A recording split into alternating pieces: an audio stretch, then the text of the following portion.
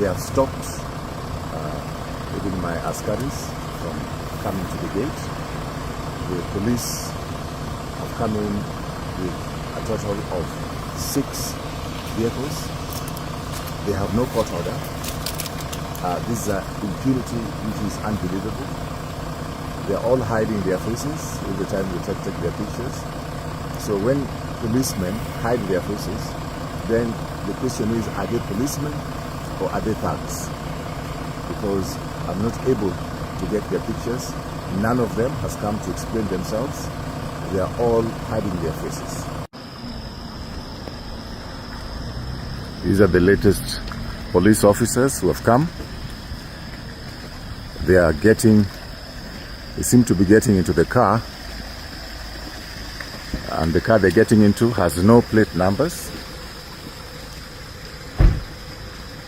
and they have refused to tell me the reason for their mission. One of them just told me they got instructions from above to come to this place.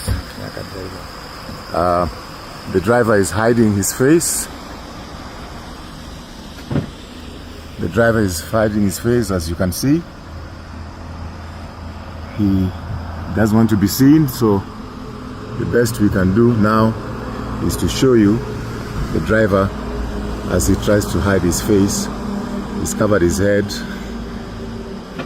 It's amazing. Thank you. For was Mr. Jackson Chebet of Starbucks, together with a certain Mr. Kiprono, I think, who claim to have bought this place. But all that is some of the things which are being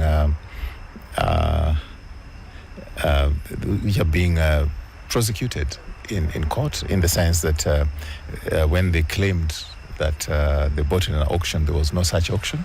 They have not been able to prove how they did it. And in any case, this matter is active in the Court of Appeal, and we had even gone up to the Supreme Court level. There are a lot of new information which has come. So I think that whoever is very desperate to get this property, let them just follow the law. And there are issues of criminality which are also with the DCI, and I'm consulting with my lawyers so that then we can ensure that the law is followed. But I'll just give you an example. I mean, if you want to buy the property, even in an auction, you cannot buy it at below a certain price. So something is worth 100 shillings, and then you buy it for 2 shillings, and you are the only person who has bid for it and no other bidders are there, then there's criminality there. And that is also being investigated by the relevant authorities.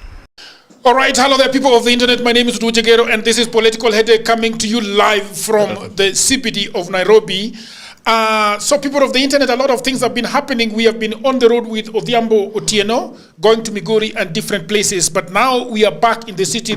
I'm so sorry that yesterday we were not able to go live. We were caught in the middle of nowhere, somewhere between Kindu Bay and Homa Bay, and we were not able to go live. One of these days when we have the money, we will be asking Adrian. We will pay Adrian to be coming with us live when we are not around. Absolutely. People of the internet, when we use a title like political and judicial anarchy in Kenya, we are not using the word anarchy casually. We are using it psychologically, because anarchy does not always begin with the absence of institutions. Okay? Sometimes it begins with the collapse of belief in institutions. A county starts to feel anarchic when citizens no longer know what is law and what is power dressed as law. Okay? When a court order comes out, people no longer ask this question, what has the judgment ruled? They ask, who is behind it? Is it Odhiambo, or is it the lawyer, Mr. Adrian, who is behind it? And when the police arrive, people no longer think enforcement, they think deployment. When a boardroom changes hands, Mr. Odhiambo, or a property is seized or a ruling is delivered, the public mind has already become suspicious. It begins to assume that every move has an unseen hand. That is the psychological danger that we're going to be talking about today. Because once people lose confidence in process, they stop seeing institutions as neutral referees. They start seeing them as weapons in elite fights. Okay? And when that happens, every lawful action begins to look illegitimate. And even genuine injustice becomes harder to separate from political theater. That is where real national anxiety, I think, begins.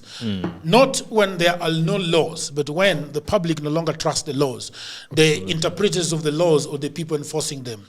And that is why tonight's discussion, I think, matters. We have watched our old current suburb turned into a stage play for goons at Raphael Tuju's gate.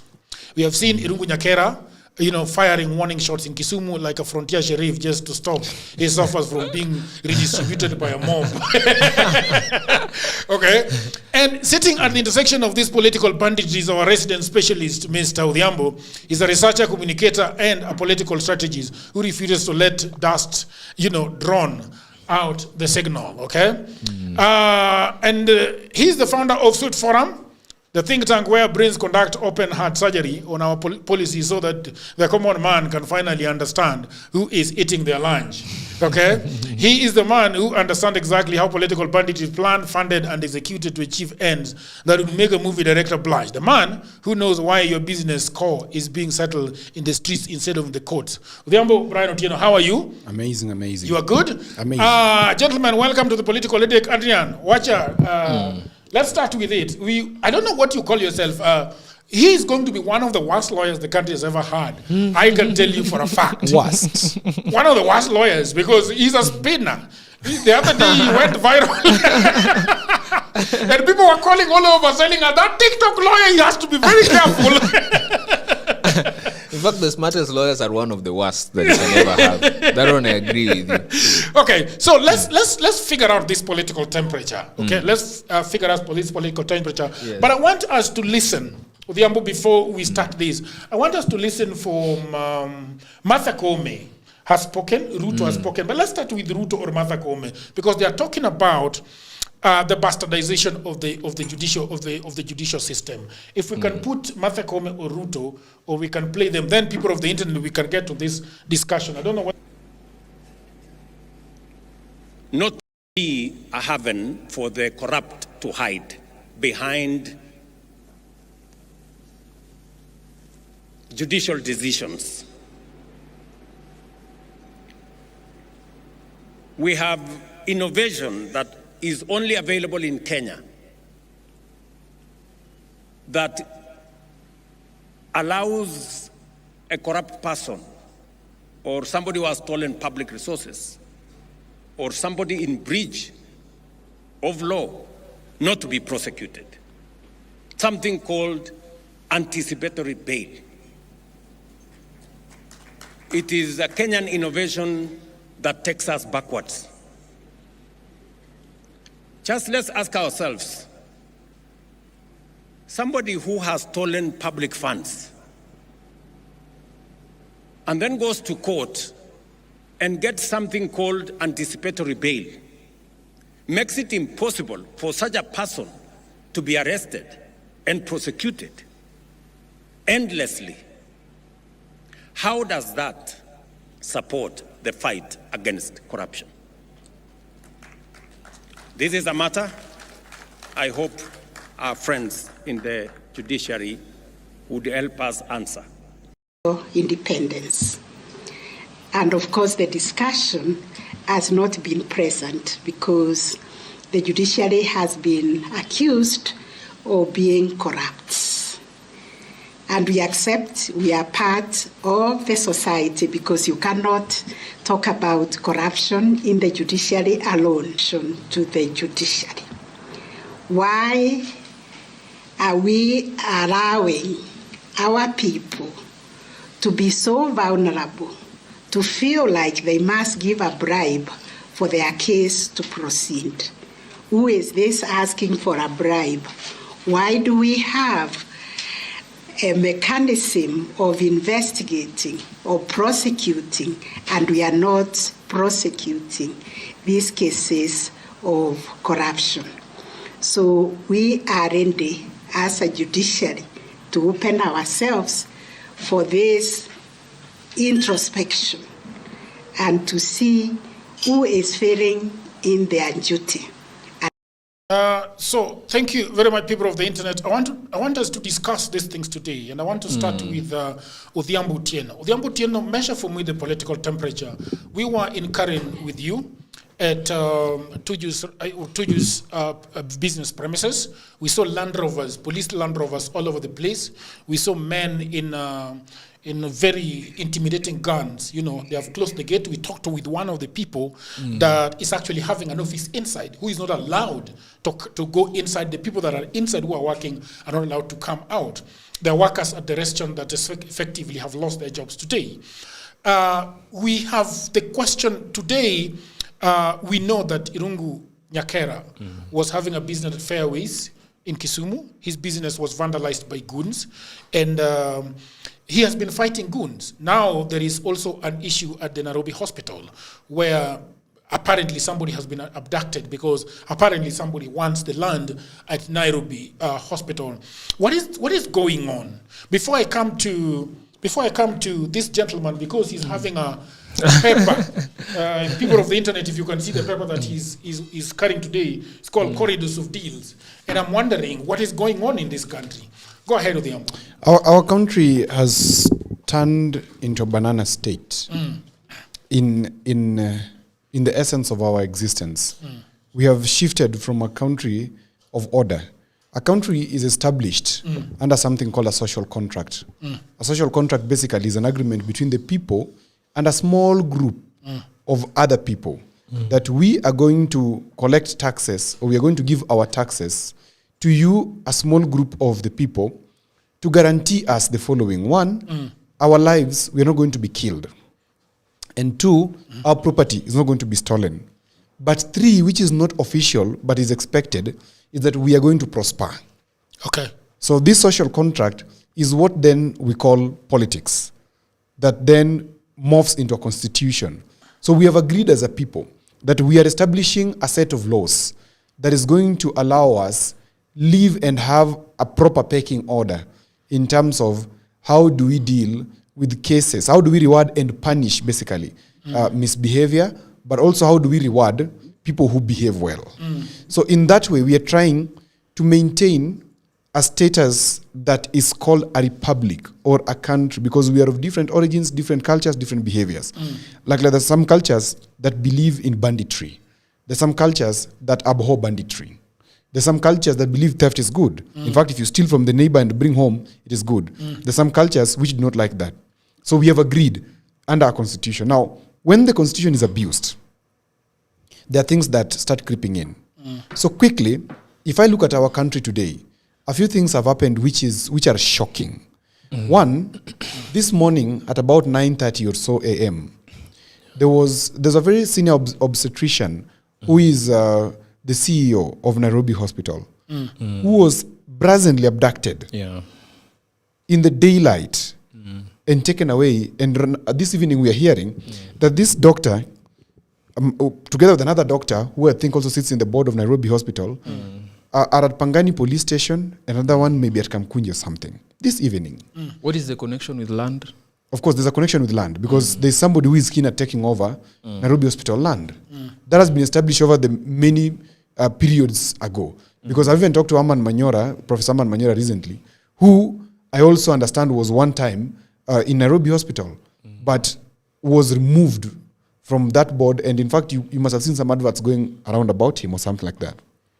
Two, at about 2 a.m. this morning again, we saw a man who has worked so hard being thrown out of his property or rushing to save his property at 2 a.m. That is Raphael Tuju, with a contingent of policemen being said to have attacked his home, his property, and they went in and locked him out. So he cannot access his property. But also lastly, we have been seeing this thing about Irungu Nyakera in Kisumu and the rise of the goon culture. Now, you see, Jagero, let me tell you something, just briefly, because I don't want to talk too much on this. There was somebody in the Bible who was called Judas Iscariot. Judas Iscariot loved tempting Jesus. At one time, Judas Iscariot when Jesus was among the Galileans, I don't know if you can remember, Yeah. Judas Iscariot tried to betray Jesus the first time that Jesus found his way through the crowd of the people and disappeared. And Judas got the thrill. The second time, when Judas Iscariot was going to betray Jesus, he actually wasn't betraying him for death. He was betraying him because he believed that Jesus would save himself. Now, along the way, after kissing, of course, Jesus giving him over to these people who took him away, along the way, Judas Iscariot realized that Jesus was actually not having the power to save himself. And he was so flabbergasted that he couldn't believe what was going to happen to Jesus. And he couldn't believe that it was the person who was going to cause the death of Jesus. And remember, as the good old book tells us, Judas Iscariot committed suicide or died by suicide. Why did this happen? Because most people don't know when to stop. And I'm saying this in the context of this goon culture. We may be toying with an idea that looks very fashionable now. But this goon culture, when in the instance, and I'm saying in the instance so that it will happen, when in the instance that the Gen Zs go back to the street and there's no Raila to remove them from the street, and the police cannot match the people in the street, if the people pour in the streets, what will happen, Jagero, is that these goons that now we are emboldening, that we've been using to tame these Gen Zs in the demonstrations, will take over every inch of the capital and every inch of the country, especially the urban centers, and we will not be able to move. And that is how we will descend into the Haiti situation.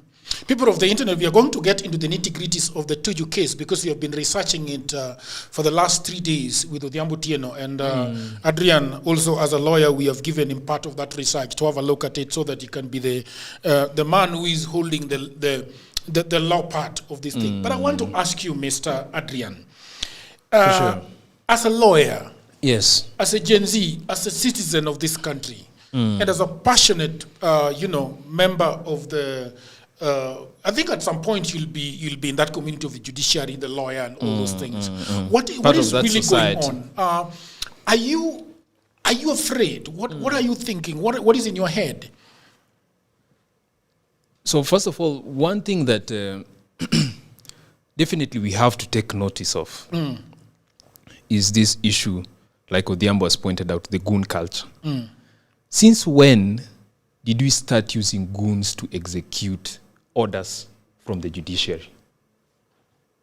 And we have seen it rise in the past 3 days, whereby whenever there are orders, maybe for the recovery of debt, whether for the removal of office of any individual, the other party only thinks about sending goons to this particular individual. Since when did that become a culture? First of all, we have the precepts of law that provides how execution is supposed to be handled. If court orders are provided by a certain court, it is served to the other individual, and the individual does not honor it, you have to make a written and a formal application with the police, not goons.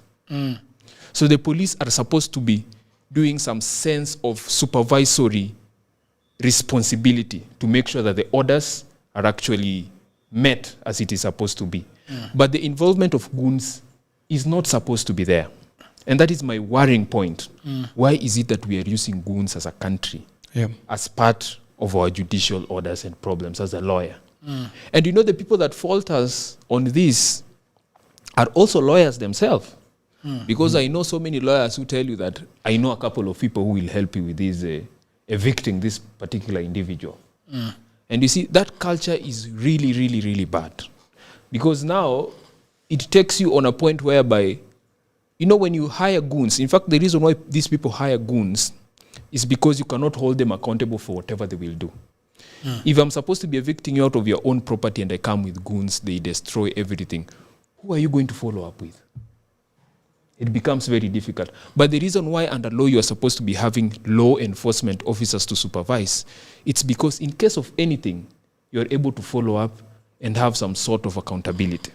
So the things that we're seeing today together with rent arrears for Nyakera, debt recovery for Tuju, I don't like the aspect of goons. But by law, are they supposed to go at 3 a.m. or 2 a.m.?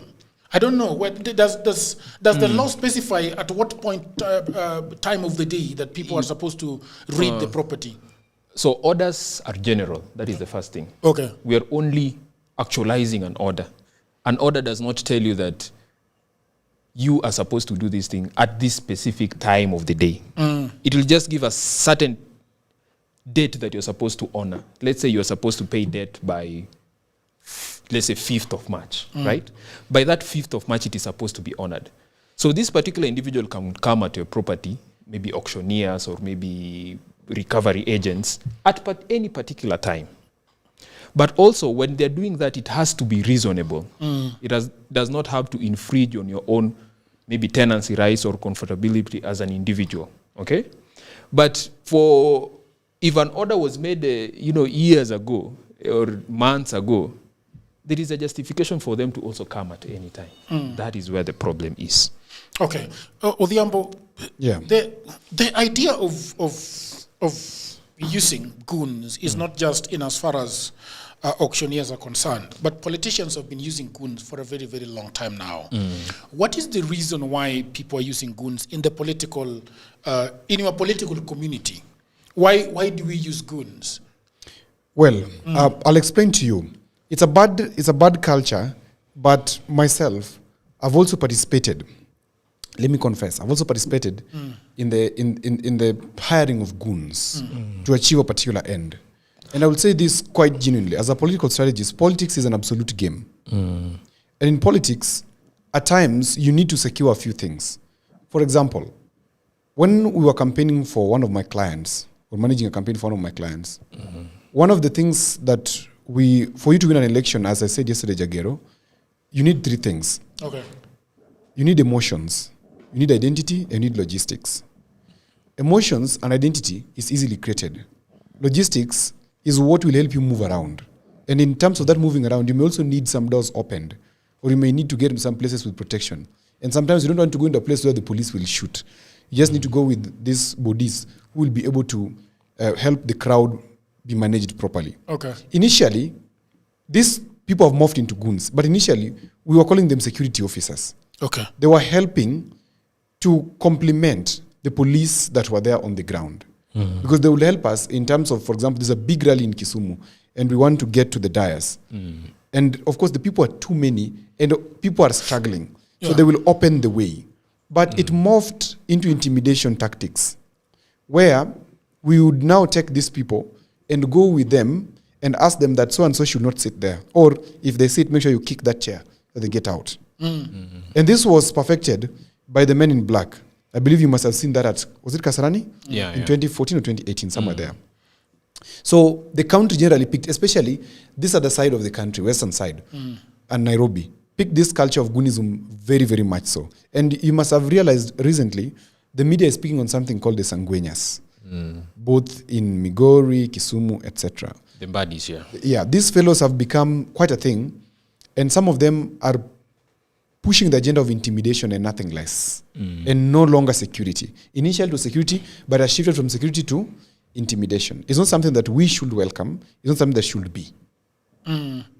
Okay, but then before we are going to, people of the internet, we're going to go zero in on the Tuju's case, and we want to pick everything that has been happening in Tuju's case. And what we want to do is that we want to, because a lot of people do not understand exactly what is happening in Tuju's case. In fact, someone was asking, why was his case in England, in the UK? Yes. Why was it not in Kenya here today? So those are the things that we are going to be talking about. But then let me ask you, brother, what do you think, before we start getting into it, what do you generally think about Tuju's case? Generally, Tuju's case was already settled, even before all these appeal processes were done here in Kenya. What I tend to think is that Tuju and his lawyers were just buying time, and they typically achieved it. If orders were given at around 2019, that was the only thing that they could do about this entire case. But they could not overrule, they could not dismiss, because there are certain precepts that were set by that special contract and the relation with the international financial institution, because EADB is not just any normal bank like the ones we are having locally. It's an international, so there are certain immunities and things. So for me, generally, with the case was already settled by the time the summary judgment was made by the English Court of England and Wales. Yeah. Yes. Odhiambo, what do you think about this case before we go into the nitty-gritties of this case? So first of all, I'll declare my biasness to this case because Okay. it is important that I declare that. Okay. As Adrian remains objective. And it remains objective. Yes, sorry. Okay. Yeah. I think it is fair I be objective. Yeah. If I don't, I'm not the lawyer. For me, I'm very biased in this one. And I'm biased to the extent that, one, I have interacted with a number of staff from the EADB, both in Kenya and out of Kenya. Okay. Yes. Two, Are you saying that you've got insider information? yes, very much so. And I will not declare from where, but I have inside information. One of them is an escapade where you sent me to go to. You. Okay. Yeah. And two, Tuju's spouse is my friend. Okay. Very good friend. And she has helped me so much in terms of my public speaking events. I hold my events at Ntim Sidai Okay. at a very good rate because of Tuju's wife. In fact, there are so many instances that she has given me complimentary hosting packages. And so I'm going to be extremely biased in this one. I will not choose to be objective. Do you want to recuse yourself from the episode? I could recuse myself from the episode. I'm ready. You're ready. Okay, you've just said that, but now what say what? So what I think about this case is that one, there is of course, as Adrian says that there is a case which was settled, and me I say there's no case which was settled. There was no case that was settled. This is conmanship from the time it started. Okay. Because EADB, which is an illegal entity, Okay. in any way, because it siphons the money from countries without approval from Parliament. Okay. Okay, and that's something that Kenyans need to Can know. you contextualize a little bit? Yes. With less I- emotions. I will, of course. That is the word. With less bias. Now that, but he has given us a disclaimer that he'll be Yeah. biased. What the So bank we are is? already What seeing is it. this bank? Let's contextualize and see East what African this- Development Bank Okay. is an established financial institution by the conglomerate of the East African Commission of the East African countries.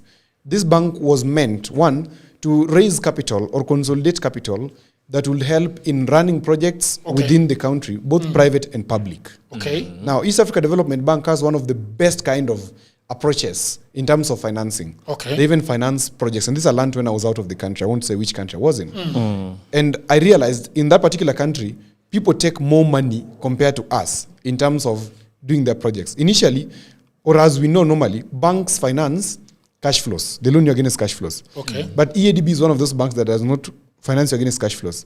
They finance you against security. What is a cash flow? Cash flow is that is having money flowing into your account throughout.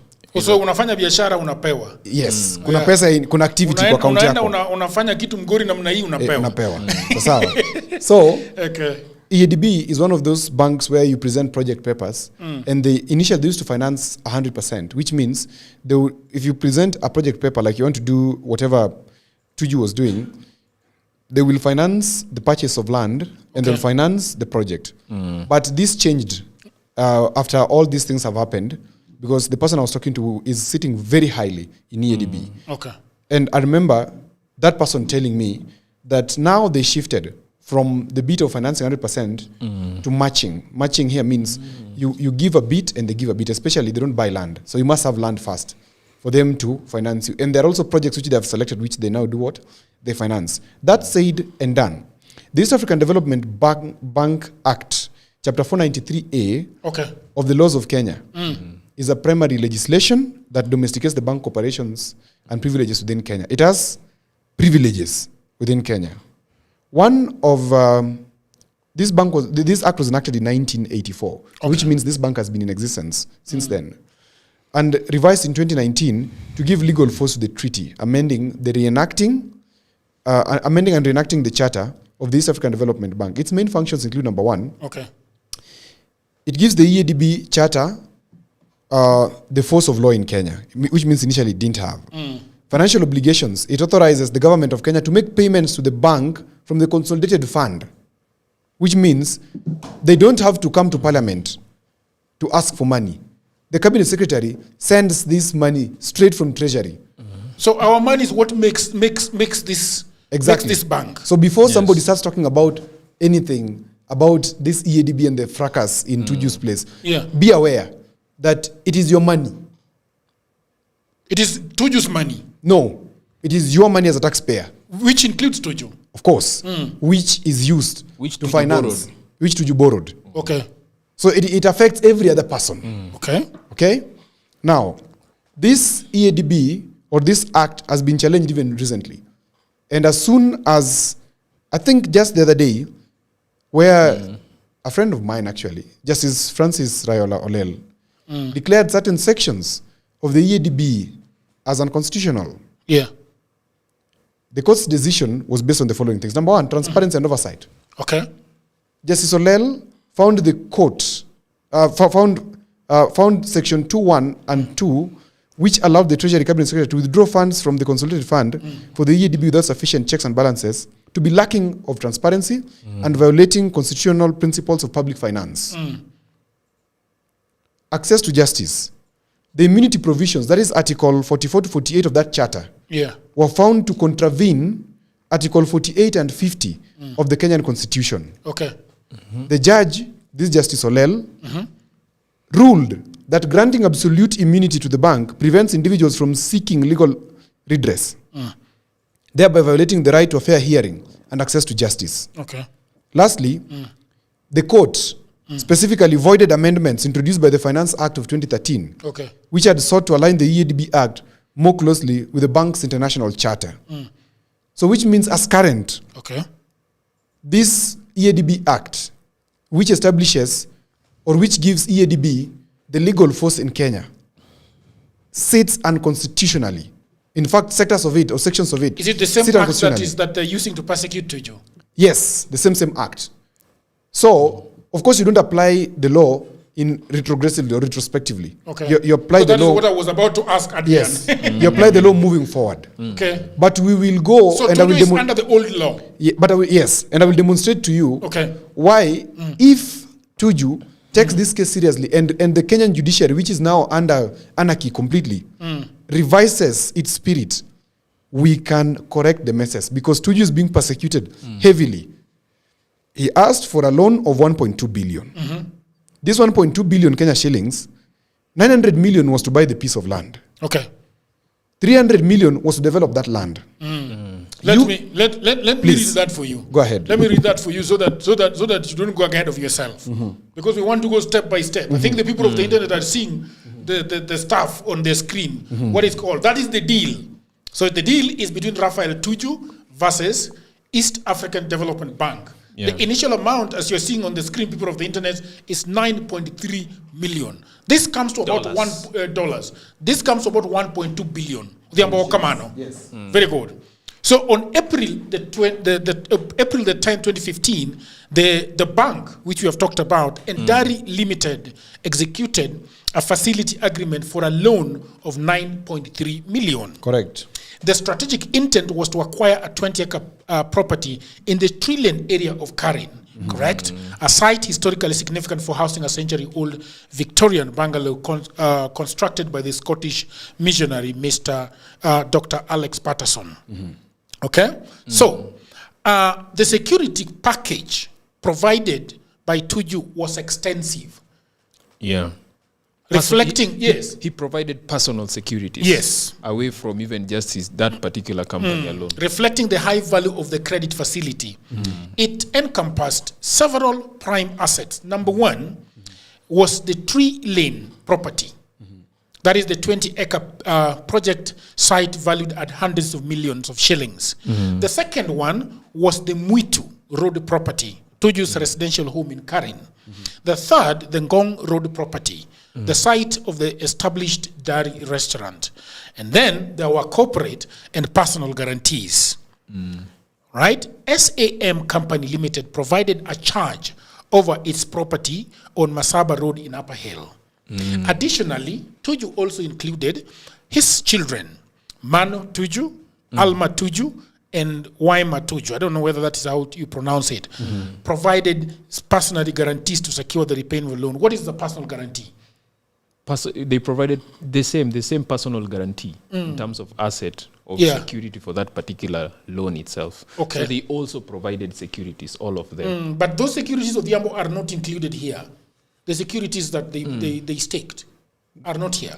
Personal No, they guarantee. detailed. You cannot. Personal guarantee is detailed. One of personal guarantees is that if the person fails, then I will personally be liable, which means Which the you will attach assets- my assets as the a assets Odhiambo. are also part of that guarantee. But those assets also have to be put on the table. They exactly. are detailed. That's why we're saying they're detailed. The details. So in case you get What into a does contract, detailed means? Means that in a contract they are written that you my car. cannot make a guarantee in a loan when you have nothing. Yeah. If you want a loan right now and you pick maybe Adrian Oluoch, who's still a student and has nothing on his name, he cannot make any personal guarantee for you. But they would allow someone to make personal guarantee if they also know that this person also has specific assets. Okay. So the moment I So make if you have a restaurant, then we will attach exact, I can make a personal guarantee for you it. that in case this person does not pay and maybe does not even have an asset, you can come for me. Okay. Exactly. All right. So, the emergence of the disbursement dispute. Let's start with the dispute. The relations began to deteriorate shortly after the initial drawdown. What is the drawdown of the Odhiambo? A drawdown, that means the initial payment. The initial payment. Yeah. Okay. The bank disbursed approximately $9 million, which was paid directly to the seller of the 3-lane property. Correct. And this is the problem I was having with Odhiambo, or I didn't understand. Yeah. If you are giving me a loan, Odhiambo, why are you sending the money not to me but to somebody else? That is the dishonesty that starts. Okay. Because the reason why people take loans is not so that you can buy them something. Okay. If you take a loan, of course you've calculated the cost of a project. But in that also, you have calculated the liquidity that will be there, and you always give yourself a headroom within the facility. Okay. For example, a loan of 1.2 billion. Okay. Definitely, Raphael Tuju must have given himself a headroom because you cannot have a loan put in one basket. You must diversify. Okay. Okay? Because if you take 1.2 billion and put in one project, then it fails. Okay. How are you going to repay it? It means they're going to come for your security. So that headroom is what you always use as security to acquire other things, or use it as a head start to invest it into infrastructure, bonds or something like that. That you're sure that at the end of the year, you'll be giving about 18% of the money you've deposited, which is able to refinance the security, or which is able to refinance the premiums of this loan. So in fact, Jagero, one ahead. of the reasons they don't sometimes, according to contractual agreements, they might decide not to give you the money directly, like the one we have seen in this situation, is because, part of giving a loan, especially from a financial institution, they also want guarantee that you'll pay back that loan. So part of the agreement that we had specifically for this loan and any other big loan, especially something like 1.9 billion, they have to know what project you're going to use this money for specifically. Okay. So you've already told them that I want to buy this land to do this. I want to do this for this specific purpose. So the bank still has a certain responsibility of overseeing that each and every step is done. Okay. So that is where the obligation of the bank comes in to give this particular buyer or seller that money directly instead of the Is that person what who's happens loaning when the you're money. buying a car, that they will not give you money, but they will pay the car dealer? They pay the car dealer. Exactly, it happens that way because there's a specific purpose that you've promised the bank that you want to do with the money. So the bank will do it directly for you. Okay, so let me ask you a question that I was struggling to be answered. Yes. So whose land is it? Because there is a project that is supposed to be done on the 3-lane property. The land belongs to Dr. Alex Patterson. All right? Yes. But then the money is transferred to the gentleman directly. So first of all, whose land is who it? Who is buying the land? The bank is not buying the land. The bank is only doing the transactional part of transferring the money directly to the buyer so that they can make sure the project is actualized rather than paying it directly to the person who's borrowing the money, and we don't know if we will surely buy that land or do another thing. Are you getting me? Okay, yes. So they're just transactional, but the person who's buying the land, it is in the name of the borrower. This is the name of the borrower. So the borrower here himself. could be Okay. Tuju or could So, be the so company. essentially, the borrower here is Dari Limited. Dari Limited. Limited itself. So the land now, as it stands now, belongs to Dari Limited. Exactly. But the reason why they're acquiring this land is so that they can develop it. For sure. But here is where this is what happens, because buying the land was phase one of the Ambu. Phase two was actually the project, which was amounting to 294 million, intended to fund the construction of hospitality facilities as residential villas. Now, the rain starts beating both parties here. Tuju contended that the bank actually refuses to disband the 294 Yes. at this point. Yes. And that's why the conmanship begins. Okay. Because then who breaches the contract? But when the bank refused to disburse 294, Okay. what amount of money had they disbursed first? 900. They have already disbanded 900 million shillings. 900 million. It's actually $9 million. $9 million. So $9 million Uh-huh. was the original agreement first, the principal original agreement of this loan arrangement.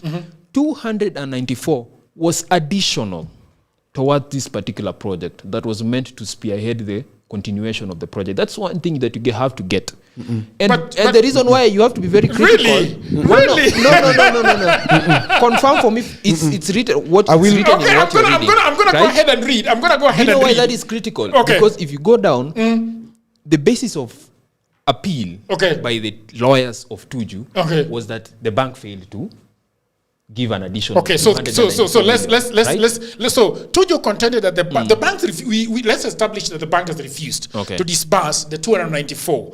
Tuju contended that the bank's refusal to disburse this second tranche was a predatory move. Yes. That stifled the project's cash flow, making it impossible for Dari Limited to service the debt.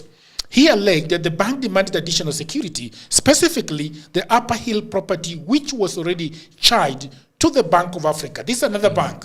Yes. So Tuju essentially had another loan with Yes. another bank. Yes. Okay? Yes. As a prerequisite for the phase two funds. From Tuju's perspective, this was a breach of the spirit of agreement. Conversely, the bank maintained that Dari Limited had failed to comply with standard lending protocols, including the formal completion of drawdown forms, and they unilaterally altered the project site. This is the refusal. They refused because Tuju has actually altered the project site from Muitu Road to Tree Lane without the bank's prior written consent. A move the bank characterizes as a material breach of contract that altered the underlying credit risk. Now, I want to ask you as a lawyer, Yes. there is something that I'm not getting here. And I will explain for you what it is. You get Tell us, Odhiambo. you get a loan to get land and develop the land. Right? So I am assuming that this entire project and the loan that is being disbursed is to buy the land and develop it, okay? But then the only money that is coming from the bank is for buying the land. Is it that you told them that wait, I'm going to get the money for construction. You just need the land. We just need to buy the land. What is going on here, Odhiambo? So let me tell you, Jagir, and I'm happy this is coming up. Okay. There's monkey business that starts happening at the bank. Okay. Because you are relying on that bit of the bank statement Okay. that Tuju altered the original site Okay. of the project. It's foolish. Yes. It's stupid. Because no, I mean You are truly biased. even a class 2 will know this. Okay. Tuju presented a project document Okay. and asked the bank, Okay. kindly finance for me this project document. Okay. Before the bank proceeded to finance this amount of money, Okay. which was $9.8 million dollars, Yeah. which at that time the exchange rate was 114 shillings or thereabout, it comes to 1.1 billion on the minimum. Okay. Okay? Then Tuju tells them, they say, oh, we need to value this thing. What do? They bring in KPMG Okay. To value what? to value the project document to find if it is feasible. Okay. And Tuju pays 4.7 million shillings. That is To saying during the KPMG. Spice FM interview. Yes, to KPMG. Yeah. And KPMG certifies that this is actually viable.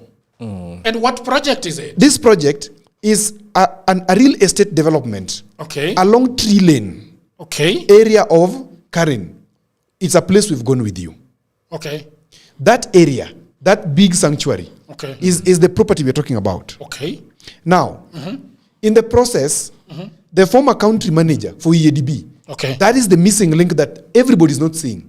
Okay. And that former country manager in 2015 Okay. or thereabout is called David Odongo. And there was a legal manager then, was called Carol somebody, Okay. Lugosi or somebody at that time. These two characters start misbehaving. They start altering documents. Okay. And they're starting to say that the process, the loan was actually meant for Mwitulen. Mwitulen is Tuju's private residence. Okay. How can you build a real estate in Tuju's private residence?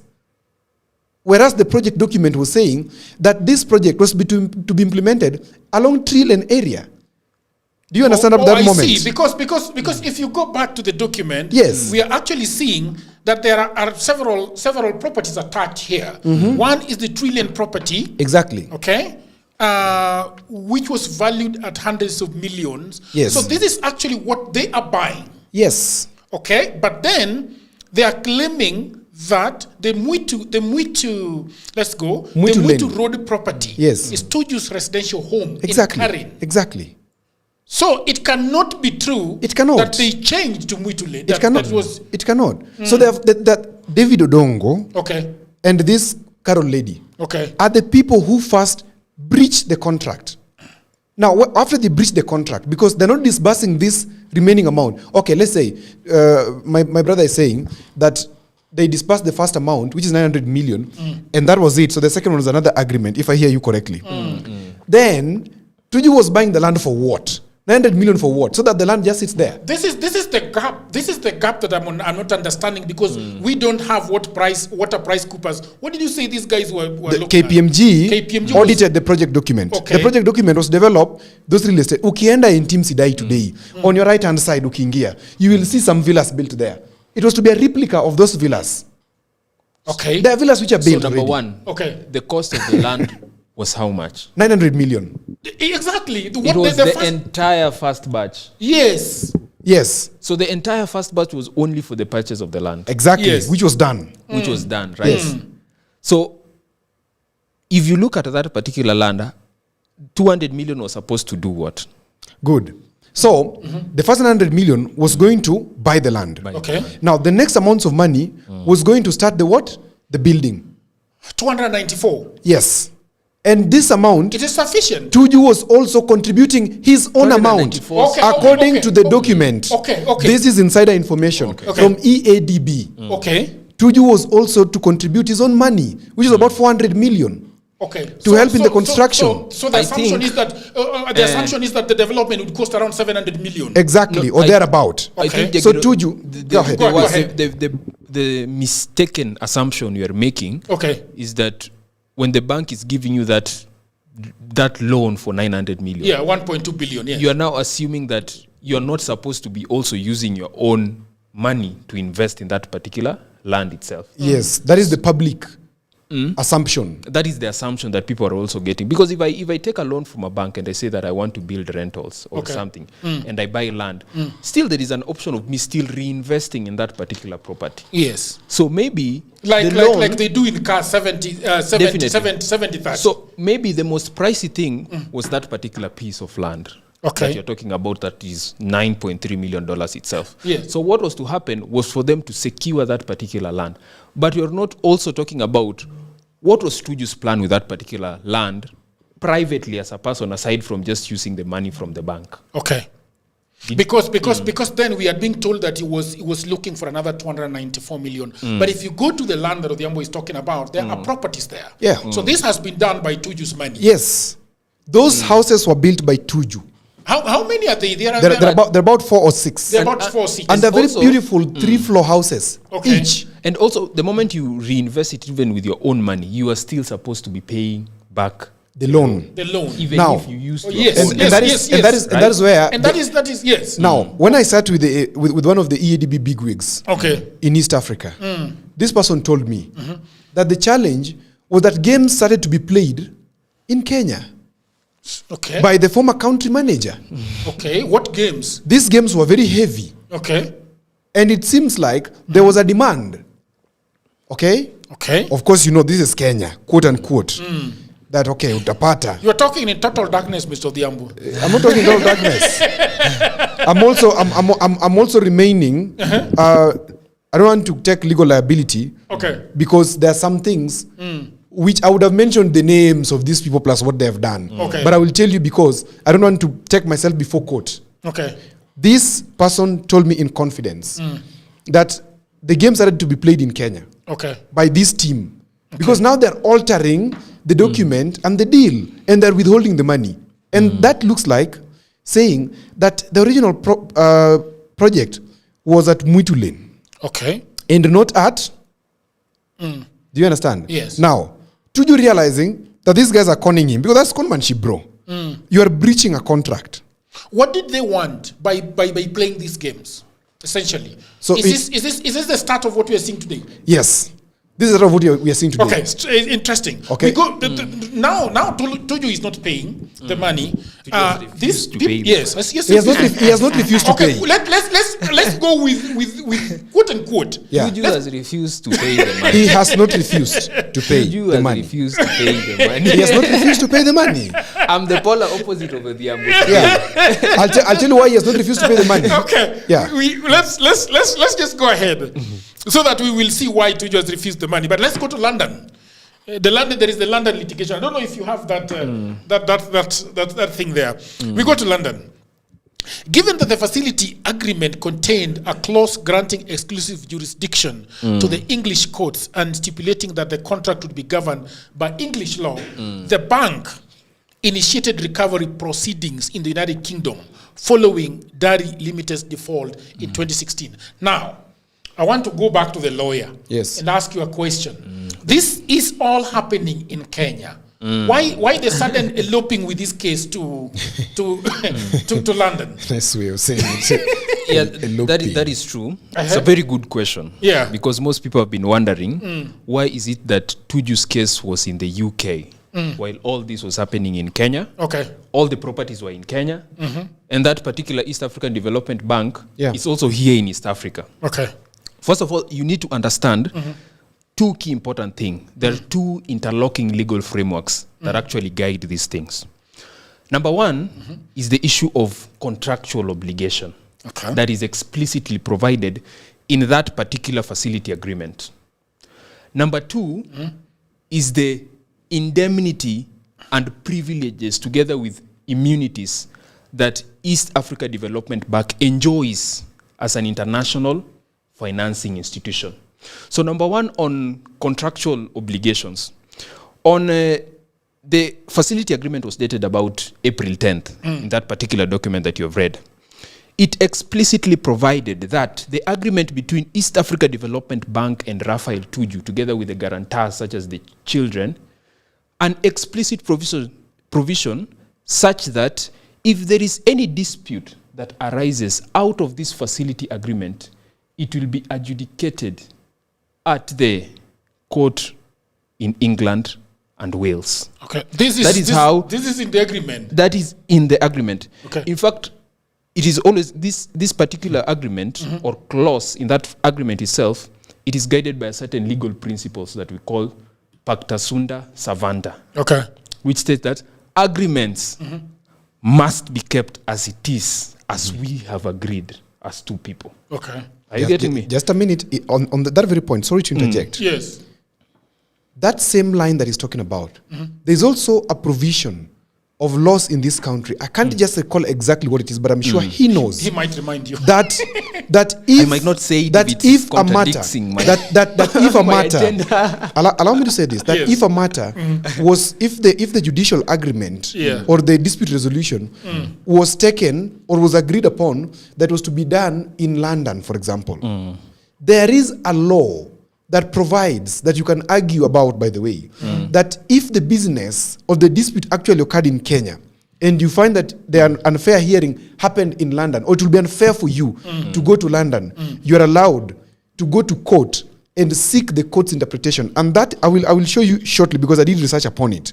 I remember myself and my partner recently had such a case with a company where we were doing research for them. and they refuse to pay us an amount of money after breaching the contract themselves. Okay. And the seat of the resolution or the whatever was in South Africa. We told them we're not coming to South Africa. We can't. We can't even afford to come there. This thing, since we did it in Kenya, we will sort it here. And our courts have the obligation to protect you as a citizen of this country if an external court is going to Why did they injure want you to arbitrate this in South Africa? Because that was the agreement that the contract had. And at the time that you're signing the contract, of course, you don't anticipate that things could go wrong. Okay, so Yes. so when, But the law is very clear. So when things when things go or you're refusing to go to whatever the jurisdiction. Because it was not going to be favorable to us. Number one, we are not going to afford to go to South Africa. They've denied us the money, But so we can't you go. agreed to it. Yes, I did. But the country, let me tell you, Jagger. Yeah. Kenya. Pacta sunt servanda. I will- Agreements must be kept. And you see, the people who are bringing a lot of problems in this thing are these lawyers. Yes. Because- that is true. Yeah. The big issue here is this. If I am not able, if Tuju was not able, for example, Okay. to travel to London, what happens? Now, I want Adrian now, Okay. at this moment, to tell us about how to arrive at a summary judgment. Then I will tell you the Because shit that happens. That is so far. Take In it fact, away. The first objection that he raised with me, Okay. the best answer was actually my opening statement. Okay. That this matter was taken to England because of two interlocking legal frameworks. What? Two interlocking legal frameworks. The second legal framework I've mentioned is about special immunities that East Africa Development Bank enjoys. And that special immunity. And Just a That- minute to the Yambo. Yes. Just a minute to Okay, the Yambo. just go ahead. I'm sorry. I'm that sorry. special Just go ahead. immunity, That special immunity was set aside Okay. in a recent judgment by Justice Olel Rayola. Let's not talk about. Okay, let's talk about the case then. Yeah. The case was brought before the High Court of Justice, Business and Property Courts of England and Wales. The bank moved for a summary judgment, a procedural tool used when a party believes the opposing side has no real prospect of success on the merits. Yeah. Tuju and his co-defendants mounted a vigorous defense, arguing that the bank had made false representations to induce them into the loan, and had subsequently breached the contract by withholding the phase 2 funds. Exactly. Okay, then on July the 19th, 2019, Justice Daniel Toledano delivered a decisive ruling. The court found that Tuju's defenses were without merit. In fact, don't go too fast with the what happened now after the foreign judgment. Okay, you were saying something about the immunity, right? Yes. You were saying the recent judgment. Yes. What did the recent judgment specifically say with immunity? Let me come to it. I'm reading for you in a second. So aside from that contractual obligation that was written, Yeah. so this immunity also operates this way. There is a charter. Okay. One of the things that provides that let's say ability of EADB to prosecute these matters in London, there is a charter. Yes, You the know, EADB the Charter. East Africa Development Bank Charter. Bank Charter. Yes. In Article 40 provides certain immunity such that if we agree in a contract that this particular matter is supposed to be settled in a foreign land, Okay. I have the immunity that local jurisdictional courts should not interfere or subject the bank to court proceedings Now, on that particular matter. now let me So that is the immunity that is provided in under Article 40. Yes. And that immunity is also incorporated into our local laws that you've Yes. stated before. Yes, yes. The East Africa Development Bank. Bank Act itself, Yeah. under Section 3. Yes. It also provides the same, that we cannot subject East Africa Development Bank to our jurisdictional local courts if the merits are also decided by that particular foreign court that it was chosen. And in fact, it is very rational. In fact, let us not say that East Africa Development Bank is a scam or something like that. It is a East scam. Africa Development It's a Bank, scam. Should be disbanded. there is a reason why they Odhiambo chill. when there is a reason why they choose to have a foreign bank Okay. to adjudicate on their matter. It is because And of, there is a reason Tuju chose this bank. there is also a reason for Tuju that. did So not choose that number bank, one, that knee. it is also the issue of they want to avoid bias. They want to avoid bias and have a certain form of neutrality and accountability in a different legal system. Okay. So let's say, for example, if you were to take money from that particular bank, and if you have an agreement and if you subject us to a court like Kenya, whereby judges are being paid like we are seeing here today, Okay. What does that do for the bank? It puts them at risk of business. So Okay. they always look for another neutral party, either in New York or England, in their own system, because they believe that this system is neutral because it does not involve any EADB of the particular countries. EADB suddenly do not think that the court system can actually help them. The court further affirmed the validity of personal guarantees, noting that the guarantors had acknowledged receiving independent legal advice before signing. The judgment ordered the borrowers to pay the principal and the accrued interest, which had by then escalated to $15 million. Okay? Tuju decides to come back home. Now, That is, okay, you want to say something before we come back home? before you come back home, Okay. this fellow is saying Okay. that you cannot argue the merits of the case as Yes, you decided can't. You can't. by another court, okay, which you two agreed to go to in the Okay. instance of dispute. That's what you're saying. That is specifically what is provided, number one, in Thank the you. contract. Thank you. And Thank the you. immunity of that particular yes. Thank bank. Go you. ahead, Odhiambo. Thank- You've got something exciting. Thank you very much. And before you even go, Thank you that very is much. what has been upheld by the High Court of Kenya, the Court of Appeal, and the Supreme Court of Kenya. I am extremely, And what is the I'm extremely Supreme thankful. Court? What is the Supreme Court? Like, what is the Supreme Court Thank in you. Kenya? It's La- the la- Supreme like, Court of kanyagia Kenya, right? hapo, Adrian. So there is nobody who can say Unajua- anything against the decision of the Supreme I Court. didn't go to a school of law. As Okay. much as I wanted to be a lawyer, I don't blame my dad. He advised me to go and become a journalist. Yeah. If I wanted me to be a teacher. Okay. But I'm happy that I have the love of law and I understand it Okay. to this extent. If the merit of the case cannot be disputed in that particular court, but that same whatever does not give reprieve Okay. for the person, the plaintiff here, to seek for further redress in the instance that the lower court did not use proper merit. Do you know the reason Now, why just a that minute. happens? Just a minute. Give me a minute, bro. Give me a minute. Stop itching now. Stop Stop itching itching. now. Stop itching. Nakupiga randa. Stop itching. It's because Odhiambo, do you know why it's itching? Okay, can you Because finish? Odhiambo is pointing Yeah, out yeah, Okay, go ahead. matters. Come on. Things that I've been studying for over 5 Come years. on, Go ahead. Come on, learned friend. Go ahead. No, Come you on, know, learned friend. Let me tell you, the reason why that clause also specified, not just on the issue of the court, Okay. it also specified on the issue of the governing law that is supposed to be used for that case. And it says explicitly that in terms of this disagreement, we are going to use English contract legal principle as the governing law for this matter.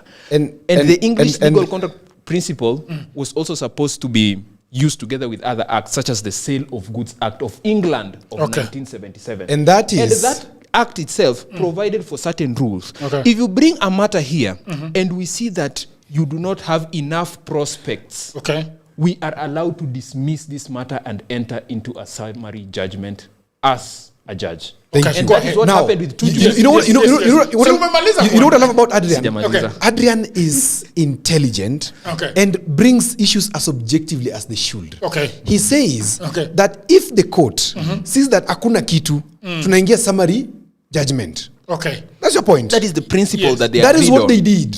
Yes. Then, relying on the very merit that made them arrive at this decision, Okay.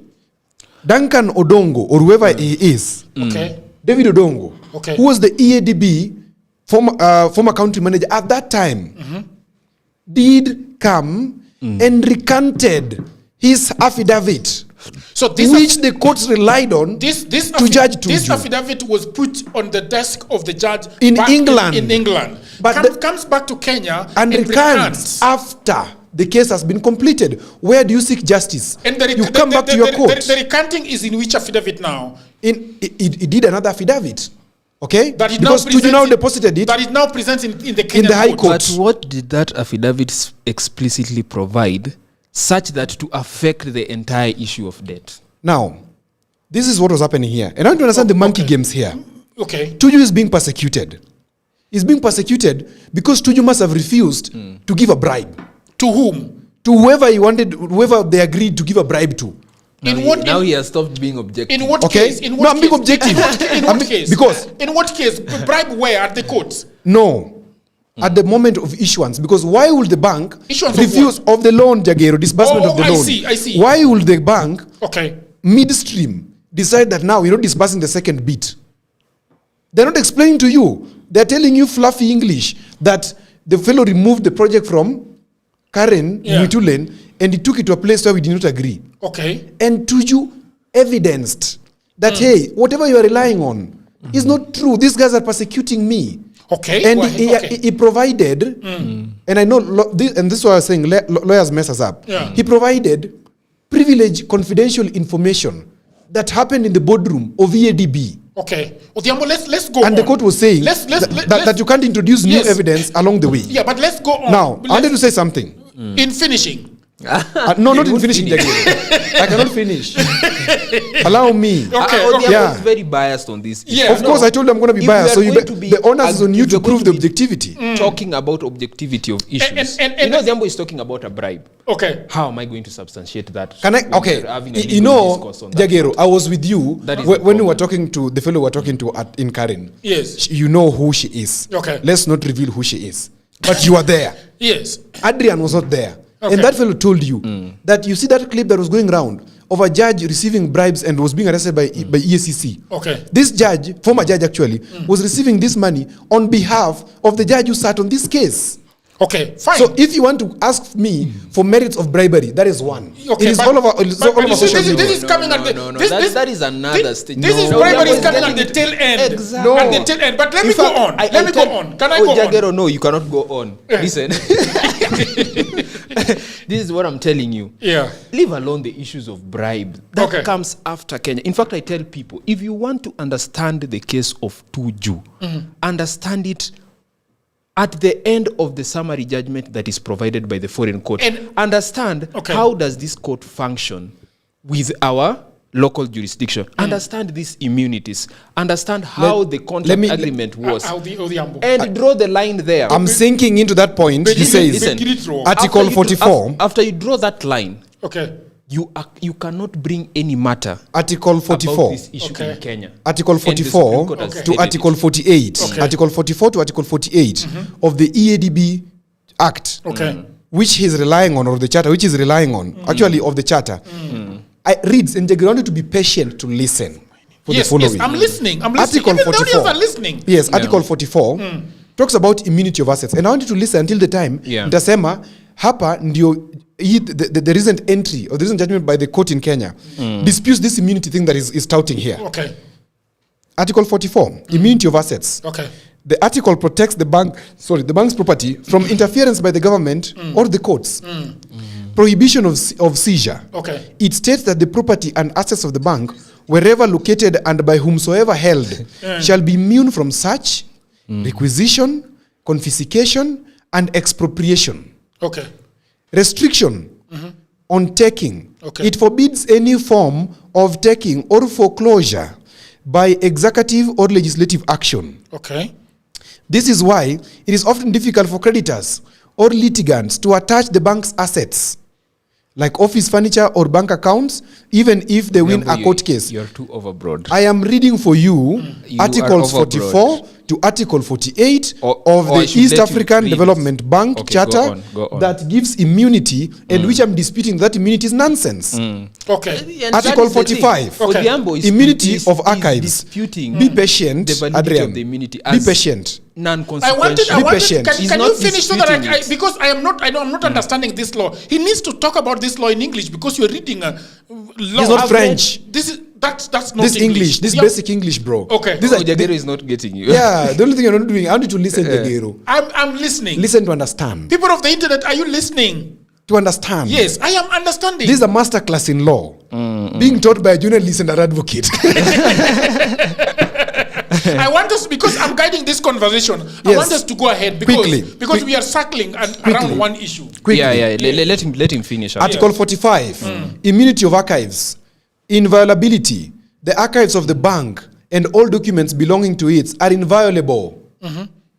Meaning that Kenyan government, police, or tax authorities cannot legally raid the bank to seize internal memos, loan agreements, or board minutes without the bank's express consent. So it means if these guys sit in their board and decide that we are not going to agree to disburse the remaining amount of the money because of kwese inside the bank, the courts of Kenya the whatever, the police, etc., cannot investigate them. You cannot even access those minutes until when they provide it. Which justice is that? Okay. Which kind of law is that? Can you answer now, that? Can you answer Jagger, that? I want you to allow me to finish. No. If you want Please finish. If you want to make this discussion, no. Let's be orderly. Okay. Let's be orderly. But you cannot force. The audience wants to understand. Can I tell something? Let's not do this for us. Okay. Let's do this for the audience. You've read for such a long time. Why don't we go on? Why are you afraid of reading? Article 44 to 48. I'm on 45. It's only 3 to go. Why are you afraid? Give me time. Okay, then go ahead with the discussion, Jagir. I am not going ahead with the discussion because you've talked about it and you've finished by saying which kind of justice is this? And I'm going to Article 46. Okay, so go ahead with that for Article 46. Article 46 talks about freedom of assets from restriction, operational autonomy, to the extent necessary to carry out its objectives. All property and assets of the bank shall be free from restrictions, regulations, controls, and moratoria of any nature. Financial flow. This allows the bank to move funds across borders, e.g., from Nairobi to Kampala, without being subject to the standard foreign exchange controls or financial emergency laws that might apply to commercial banks. This is a criminal enterprise.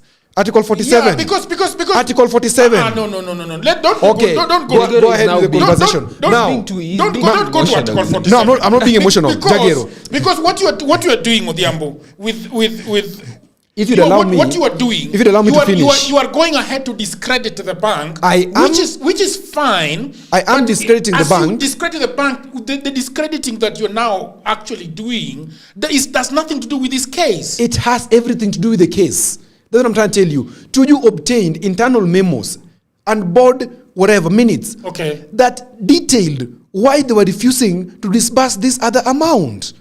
And the bank. What is the reason? The bank is relying. What is the reason? Because I think that will help the audience. Now, what is the reason? Exactly. Yes. Now, Tuju goes there and says, guys, please, we agreed that in case of a dispute, we come to London. Okay? Okay. He goes to London and tells the judges there that, hey, these guys, we agreed that they were disbursing this amount of money. They've disbursed tranche 1, they've refused. Tranche 2 is not being disbursed. It's going to jeopardize me. This is, how do you call it? Yes. This is going to affect you. According to the internal memos. Now, exactly. At that time, Tuju didn't have access to why they were refusing. That's why he went to court. Okay.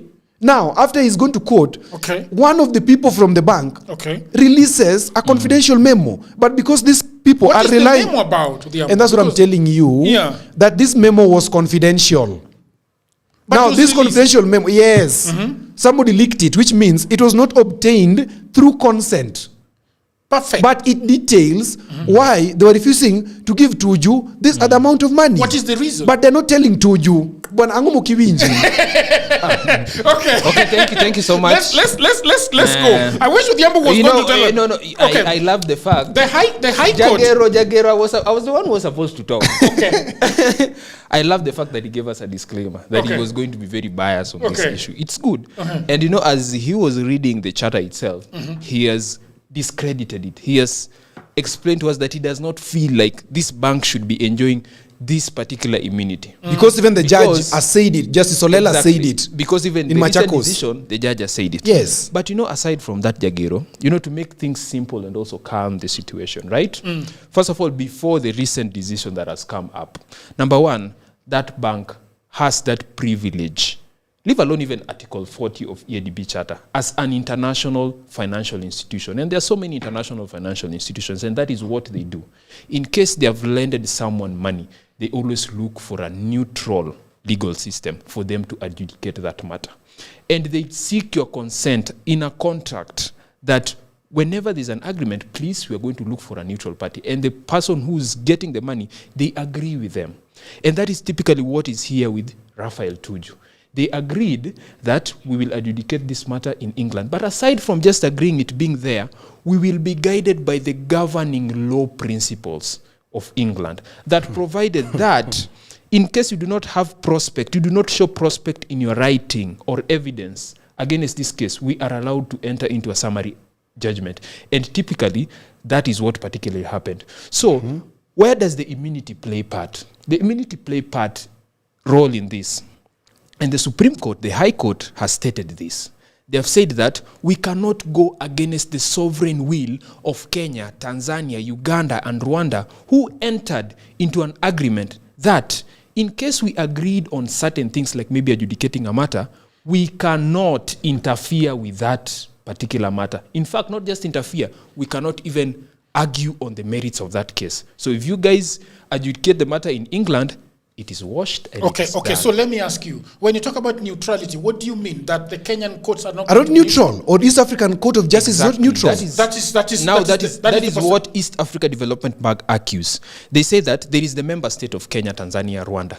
So they lend one of the people, Raphael Tuju, who's a Kenyan. Oh, that is the So neutrality what do that they you're do? talking about. You are coming into a Kenyan court. Okay, okay. where Now, Tuju is Okay, We can- Odhiambo, ngoja bwana, Odhiambo tafadhali. Jagero, In June, stop framing in June, this in thing. June, in June, No, in no, June. just a minute. No. You will not read. I'm No. not framing. It will be chaos. I allowed you. You will not read. So what do you want to say? Exactly. Give the Give me time. No. It will be anarchy, bro. No. You will not Odhiambo. read. Odhiambo. Let me say what I want to say. What do you want to say? On that point that Adrian is saying, Yes. that Kenyan courts Okay. are not going to be neutral. Fine, guaranteed. We have an East African Court of Justice. East African Development Bank is being financed by taxpayers' money from East Africa. You're telling us you can take our money, but you don't believe in the East African judges. This Muzungu mentality that we're having, where does it come from? Okay. We must believe in our systems. Okay. Adrian cannot tell us what he's telling us In January here. 2020, the Kenyan court recognized and registered the English judgment, effectively turning it into a Kenyan decree. Okay? Tuju's legal team immediately sought to set this aside, raising constitutional arguments under Article 50 of the Constitution of Kenya. They contended that they were not given a fair opportunity to defend themselves in London, and that English judgment was based on purged evidence. Exactly. Okay? Tuju also introduced allegations of judicial impropriety at the early stage, claiming that the High Court, who registered the judgment, shared chambers with the bank's channel counsel. I want to ask you, what does sharing of chambers with the bankers council mean? They have read the whole statement. It says, claiming that the High Court judge who registered the judgment shared chambers with the bank's council. What does that mean? Yes, there's a particular. He was highlighting the conflict of interest between the judge who was there and also the counsel himself. The counsel So for they the are bank. sharing a chamber. What does that mean exactly in English? Sharing a chamber is like, let's say you are in the same role. It's like, let's say, for example, a prosecutor. Like I remember there was this prosecutor who was also a prosecutor, but he was dealing with a certain private case. Okay. So if you're a prosecutor and there's also another prosecutor in that particular part, you are sharing chambers, or you're working together, in short. You Sharing run a chambers. private firm, but you're also a judge in the matter. So like these people have worked together Yes. before. Okay, chambers is just, the Office. legal environment of law, or maybe a judge or something. So these people have worked together.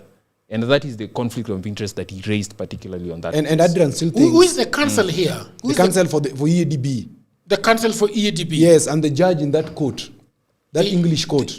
They shared They chambers. share chamber. Yes. This is In not. fact, This you should look at the history so that you can know that conflict of interest. This is- At what particular point did they share chamber? work Were together? they In working fact, in stop London saying together? If you say share chamber, someone might not understand it. These two people have actually worked together Yes. under law. It's either they worked as it's not stated there. Did they work as prosecution on a counsel? Did case. they work as a judge? Did they work on a particular case? But they have worked together. That and was it the does- conflict does- of interest. This does not look like a conflict of interest to you.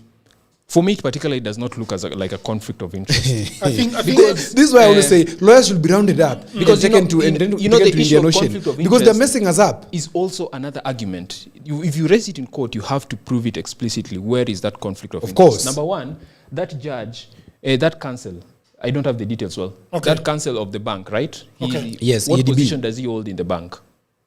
We need are to not find told. out. Was he the legal officer? Was he an Was it outsourced? something? But Was he he's an outsourced working for the advocate? bank, but they shared chambers with him. but it smells bad, right? It smells Doesn't- bad. It doesn't smell good. But remember, Does he's it smell working for good? another private entity differently. He's Okay. no longer working with this particular individual. Okay. But Where at is one the time- conflict of interest? Anyway, Odhiambo. Let me further explain for him. For example, Odhiambo and Adrian, advocates. Okay. Adrian goes ahead to be appointed a High Court judge. High Court judge, yes. Then I have a case that I am representing a defendant in. Then I go and represent this defendant in the court of Adrian. Okay? Of course, me and Adrian, we have a relationship. That is terrible. These arguments anyway failed to persuade the High Court, which dismissed the bid to set aside the registration in 2020. So it remains a Kenyan decree. Yes. Okay? Yes. The Court of Appeals affirmation, and in April 2023, Tuju appealed the High Court's registration to the Court of Appeal. Yes. The central legal question was whether the High Court had properly exercised its jurisdiction under Section 10 of the Foreign Judgments Act. Exactly. What is a Foreign Judgments Act? So the Foreign Judgments Act is an act that regulates how we deal with foreign judgments. Okay. Number one, the recognition of these foreign judgments. Okay. And number two, most importantly, is the enforcement of this judgment. Okay. The reason why this judgment was in place is because, number one, there were judgments that were being made in foreign countries like the UK, Australia, but we did not have a particular specific legislation that guide how we are supposed to be registering it.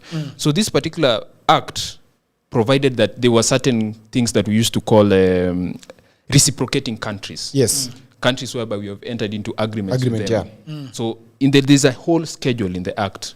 A country like the UK, we have an agreement such that if a certain judgment on a particular case is made in the UK, and it, let's say, is affecting a party here in Kenya, we have that formal outline on how we are supposed to recognize and also enforce it. One particular one is enforcement, like the case of Tuju here. After the judgment was made in the UK, the judgment was sent to here in Kenya for something we call registration. Okay. It was analyzed and it was registered by the judge. So after registering, now it became a judgment that has been uptaken by our own court. Now the court gives the proper orders on execution and handles the matter of executing the whole entire process.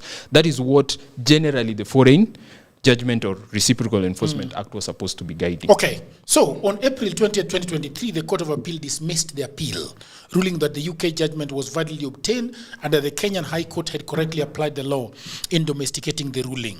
This ruling was a significant milestone as it removed the primary legal barrier to the bank's recovery efforts and planned auction of the current properties.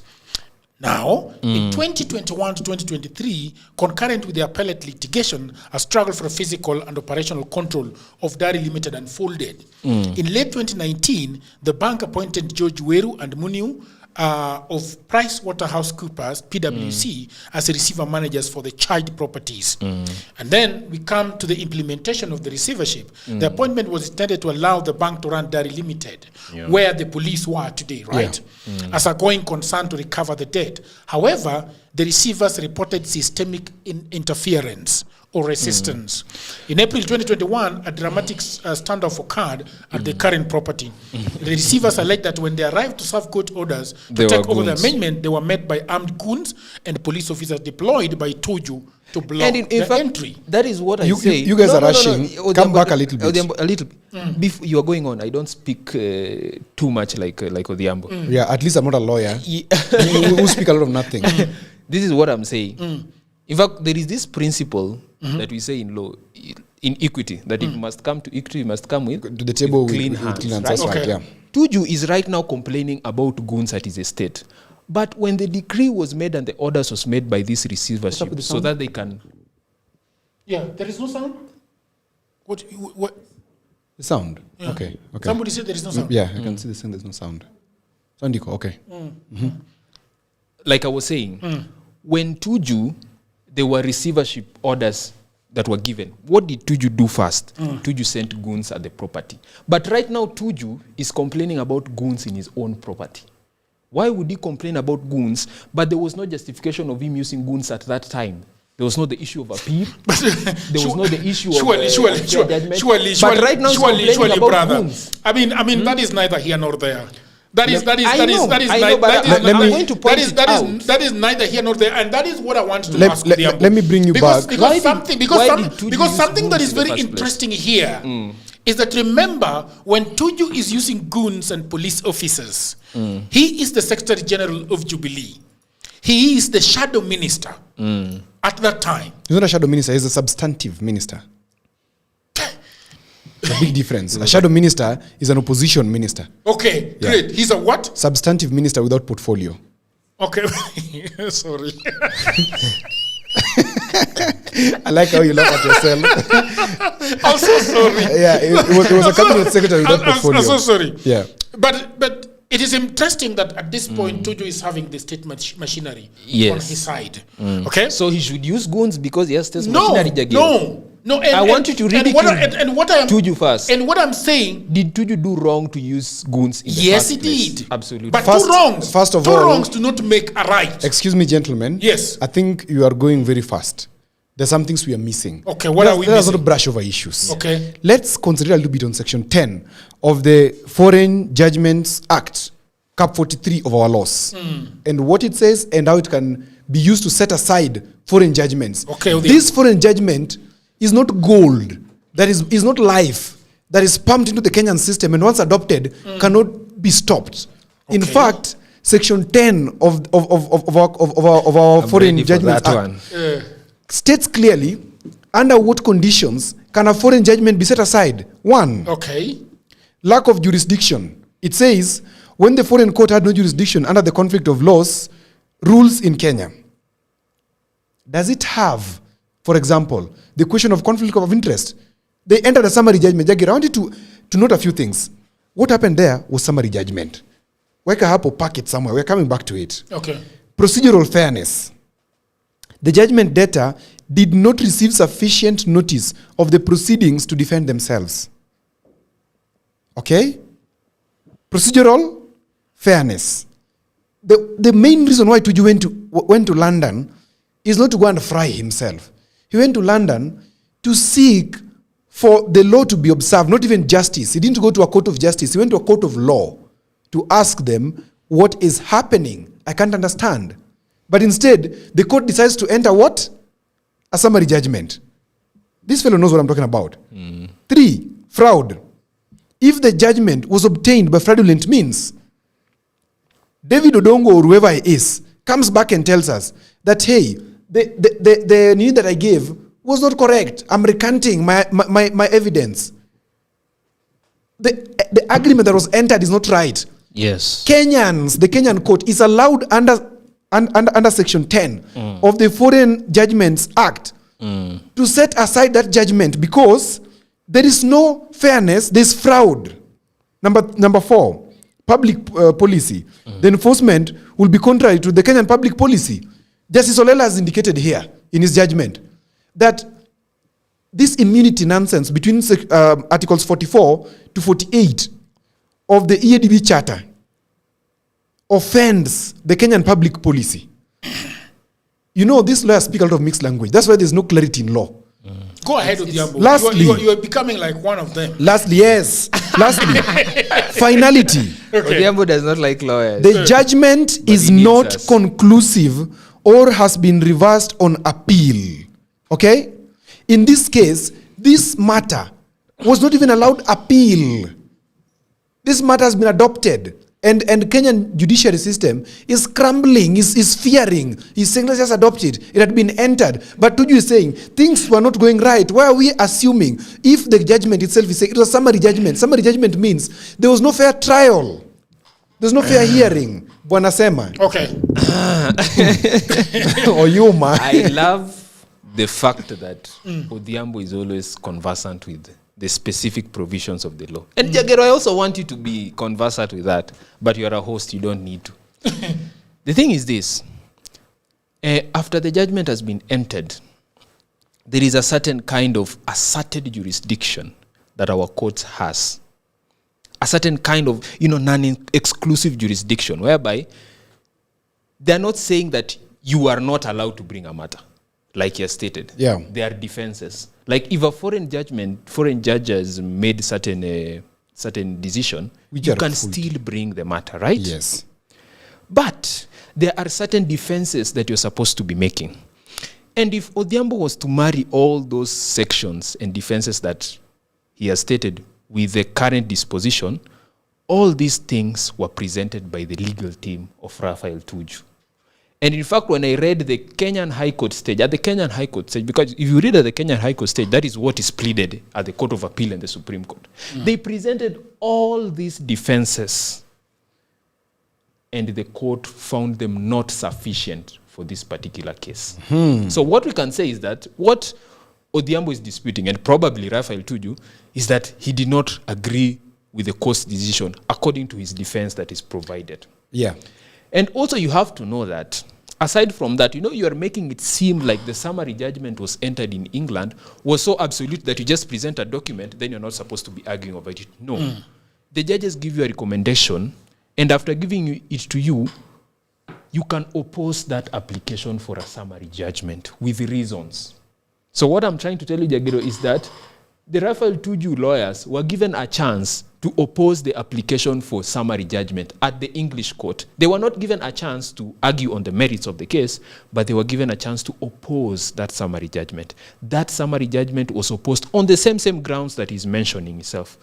That was refused. Coming to the Kenyan court, all those defenses were pleaded by Raphael Tuju's lawyers. That was refused. Court of Appeal affirmed the decision of the High Court. They went again to the Supreme Court. The Supreme Court made the same decision. The Supreme Court did not make the same decision. So what did the Supreme Court They affirm? recused themselves from this case. And what did the Supreme Court affirm? They recused themselves. They recused themselves. Because Tuju They accused them. recused themselves. What? Why did Tuju is not being served justice because the Supreme Court, where Tuju, where Odhiambo, where this Nani, where Adrian, where Jagiru, should be going as the last resort of justice, is saying we can't handle that matter. So where do you leave a mwananchi Because Tuju like had Tuju? to be, Tuju went to the committee. What is it called? And said that these guys have got no. And clean that hands. is the beautiful thing, Jagero. Lawyers will give you something to argue over apart from the substantive matter. So most of the things that Tuju are arguing is not even substantiated to the case itself. Things like bribing, a review of how the case was handling. It is not particular to that. But if you look at the Supreme Court, they also affirmed on issues of the recognition and enforcement of foreign judgments and how they cannot interfere in the merits or argue on the merits. In fact, I hope, Jagger, you're getting that point. The High Court stated, we are not totally going to sit to argue on the merits of this case. So now people are just arguing on stays or execution and all that. But then the question is, the initial amount was given. I think you can put the nini or the nini with the monies. I think it's a graph. The initial facility was given in 2015, which was 9.3 million original principle for current development. Yes. The UK judge suddenly now says that in 2019, 4 years later, he now owns 15 million USD, 15.16 principal and interest at the time of summary judgment. Okay, appellate judge in 2023. Okay, now say that Tuju actually has got 16 million, 16.5 million to pay. Figure cited during the court appeals proceedings. Okay, that is Kenya shillings 2.2 billion. Okay, then the same year, Supreme Court filing, now it is jumping in the same year from 16.5 million. If you look at the figures there, they are unbelievable. Yeah. Because there It is has jumped from $9.3 million to... Yeah. Is it... Hey, 30? I can't see that. It is almost 30, 29.25. 29.25. Total liability as reported by the bank to the Supreme Court. In the same year, they have actually added almost, how much is this? This is an addition of almost $10 million. Okay, let me say something, Jagero. Okay, now, just a minute before you do that. It's just a simple point. I would agree with Odhiambo up to a certain point that East Africa Development Bank might be a scam. Yeah. Because one of the reasons why they try to take the case away to a foreign court, and we advise even most of this international organization, is because we try to escape our local laws. And if you look at our local laws, there's something that we call the Duplum Rule. Yeah, in Duplum Rule, we've discussed it here. Section 44. Yes. Yeah. Section 44 of the Banking Act. It provides that the interest cannot be double twice the principal amount. So what happens if these people had this case here in Kenya? Yes. That In interest Duplum would Rule have would not have accrued. Because it is that specific amount. 1.19 billion. Exactly. And now to 4.5. So what is more than double? Yes. That is more than double. So what they do, they take it to another legal system which allows them to accrue all this interest. Interestingly, go back Go back actually. It's not the same. This bank is actually in this bank is not actually, there is something that is going on here. Yes. Even if we went with the original ruling, it actually, the Duplam has not kicked in when they're in London. It's not kicked in. Yes. Because it's 9 to 15. The UK judgment of 2019 puts it at 15 million. Yes. The Duplam rule has not kicked in. Yeah. You understand? Yes. But even as this court issue is going up, they are piling the money. Yes. They are piling the money. Yes. And what is But interesting why is are that they piling the money, Jagiro? In total disregard of the law. why are they piling the money? Number one, Uh-huh. is legal costs. Legal costs on adjudication of international commercial issues are expensive. Why is Tuju the one paying them? Whenever you because lose he's a lost. case, you Huh? have to pay. Because he's lost a Exactly. case. Whenever you lose a case, Jagiro, you have to pay the costs. That's why you hear, I award you costs. Jagiro. Jagiro, don't tell me. You must be in the corridors of Okay, law. so okay. Go ahead. So anyway, when you lose, when you are arguing over a case, Oh my and you God. lose, you pay the other lawyer. That is what we call cost. Ponzi scheme. Instead of going to school and these earning commercial properly. dispute Ponzi scheme. cases go for even you can even pay lawyers 100 million, Of course. 200 million, or 300 million. Ponzi scheme. So if you lose this case, let's say I am Tuju, I will pay the other party the money they use. You have for lost lawyers. with cost. So That's you what my father yeah. used to say. You've lost with You've cost. lost with cost. So you've lost with cost. You pay the other party 300 million. But if I'd lost, okay, let me ask you, Diambo. Yes. Do we know when you take me to court? Yes. Do we know how much you are paying? I am paying my lawyer. No. No. Then how do you know that? It's a deterrent. This is why I always say. Oh the my judi- God! The judiciary. So you can come up with any amount after you. Exactly. You can come up with any amount. Exactly. It's anarchy. That's not what I'm saying. It's anarchy, bro. Yes, in fact, you might take up a case pro bono. And then the And charge. now that I win the costs, I now make it 300K. And you'll Because this is an escalation. Escalation. From 1.2 billion in 2015 to an estimated 4.5 billion. So we could actually easily say that these guys have actually added 1.5 billion in lawyer fees. It is possible. This is Commercial dispute resolutions are very expensive. The one for SportPesa was about 300 million. Aside from also that, you also have to look at the interest. What interest did the bank want on this money? Because Tuju is talking about the allegations of judicial bias and recusals. Throughout 2024 and 2025, Tuju filed multiple applications for judges to recuse themselves, alleging bias whenever he received an unfavorable ruling. Justice Grace Nzioka, in a notable ruling, the High Court bench also did the same. So there is something interesting in the Spice FM interview that subdued his warnings. In March 2025, Tuju took his case to the airwaves, appearing on Spice FM to claim that the Supreme Court were being unfair and that the bank had used stolen confidential papers to doubt his evidence. This prompted a rare public warning from the judiciary spokesperson, Paul Ndemo, who urged all parties to refrain from litigating cases through the media. There is something that is happening here, that when this bank, this same bank, This EADB. this EADB bank, the supporter of EADB bank, something is interesting Supporter here. of law. The supporter of the law. When Tuju actually tabled the evidence that Tuju had when these papers, when they were negotiating the agreement, EADB claimed that Tuju had actually stolen these papers from their office in Uganda. Tuju was allowed to go to the DCI to report the matter. The DCI commenced an investigation and later found out that actually these papers that they claimed Tuju had stolen were actually given to Tuju by the bank. So if this is the same bank, at what point are we going to believe this bank? Because this same bank, that is now where the problem you understand? This same bank is claiming things that Tuju was supposed to build these residential houses in his own home. This same bank takes away and elopes with the case to the UK. Okay, comes back to Kenya, registered the case with using somebody that was in their chambers. You see the trick that is going on here. Conmanship 101. You see, all right? But then as all these are happening, they are piling the money. They are always piling the money. They allege before DCI and before the police that a document was stolen from them.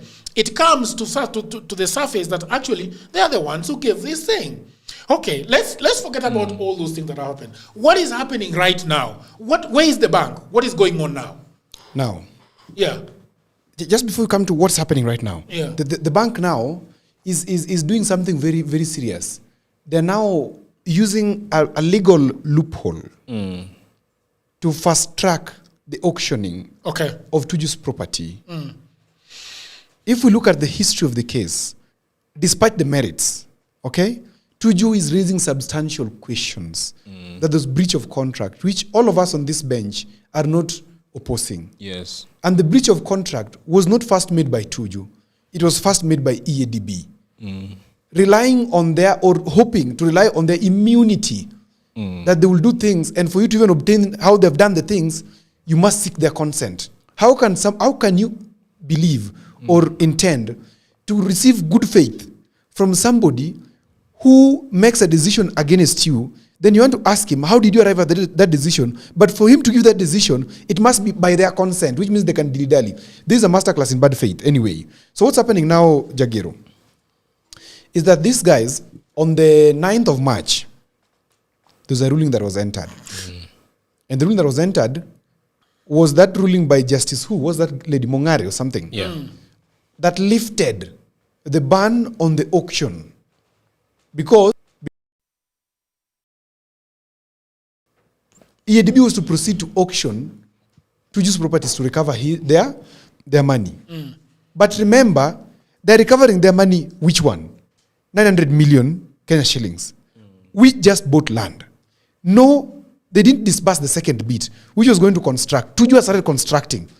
Even if Tuju sold those houses, they could not be even 400 million. Okay? So based on that, they're saying they're auctioning Tuju. I want you to listen, Jagiro, very well. That now, Tuju must lose his property. And because this lady Mongare, who on the previous night or the previous day, somebody, a former justice, and this one was said when you were there, a former justice went to Tuju's property to collect money on behalf of this other one. It is alleged. Okay? And then Tuju cooperated with EACC. And when they were giving the money, it was actually treated money. You know, treated money. Money that once you're given, you cannot deny and say this was not the money that was a bribe. Because there's a chemical that is sprayed on it. It was, I think, 1 million shillings. The whole amount that was to begin was 10.4. As they were being given the money, the treated money, the DCI and EACC swooped in. The following day, Adrian knows very well draftsmanship, which I've never participated. I've only heard it from Ojienda. Adrian understands draftsmanship. That before you arrive at a judgment, you have to rely on a list of authorities. You have to rely on a list of what? Authorities. And you have to rely on something else. Cases that have been there before. Judicial precedents. Judicial precedents. This Mongare, if you look at that ruling, there was no authority cited. There was no previous cases cited. It was an opinion. Now, based on this opinion, Tuju was like, then give me leave to go and appeal this because this is wrong. As much as I caught your guy yesterday, but this is a different case altogether. You must give me chance for leave to go and file an appeal on this ruling that you've done. Fast forward, on March 12th, this judge gives this leave of appeal. Between 9th and 12th, something happens. And even before that, something was happening. Because remember that despite the injunction or whatever, I don't know how to call it, despite the order that was freezing the auction, there is evidence that the Ministry of Lands was proceeding to transfer the ownership of Dari Limited to somebody else. Now that a window is found between March 9th and March 12th, within this period, shocking speed, and I know the only person in this country who operates at that speed. It's only one person who operates at that speed. Where within hours, the land has been transferred. Is it already transferred? Of course. That is why Tuju is going to court and saying, hey, this matter is still active. You should not do this. So what's happening is that if this fellow, let me say, this fellow has ejected Tuju from his property. Yes. Tuju now is out of his property. Literally. So by 17th of March, that is Monday, if they're going to go to court for mention, what the judges will normally do is to say that status quo be maintained as the matter is being discussed. What does that mean? It means the person who has custody of the land or of the business then maintains. So that's what you're seeing happening there right now. Those policemen are simply ejecting Tuju and the business people who are there, so that depending on a legal auction that happened between 9th and 12th January, normally nobody has 450 million. In fact, Tuju said that Knight Frank is a valuation firm, valued that piece of land in 2025 at 497 million, the run of Dari. Within hours, there's somebody who had 450 million, or at least 75% of the valuation, okay, and paid, and the land was transferred, and the purchase was complete. There's only one person does that in Kenya. I don't want to mention a name. Okay?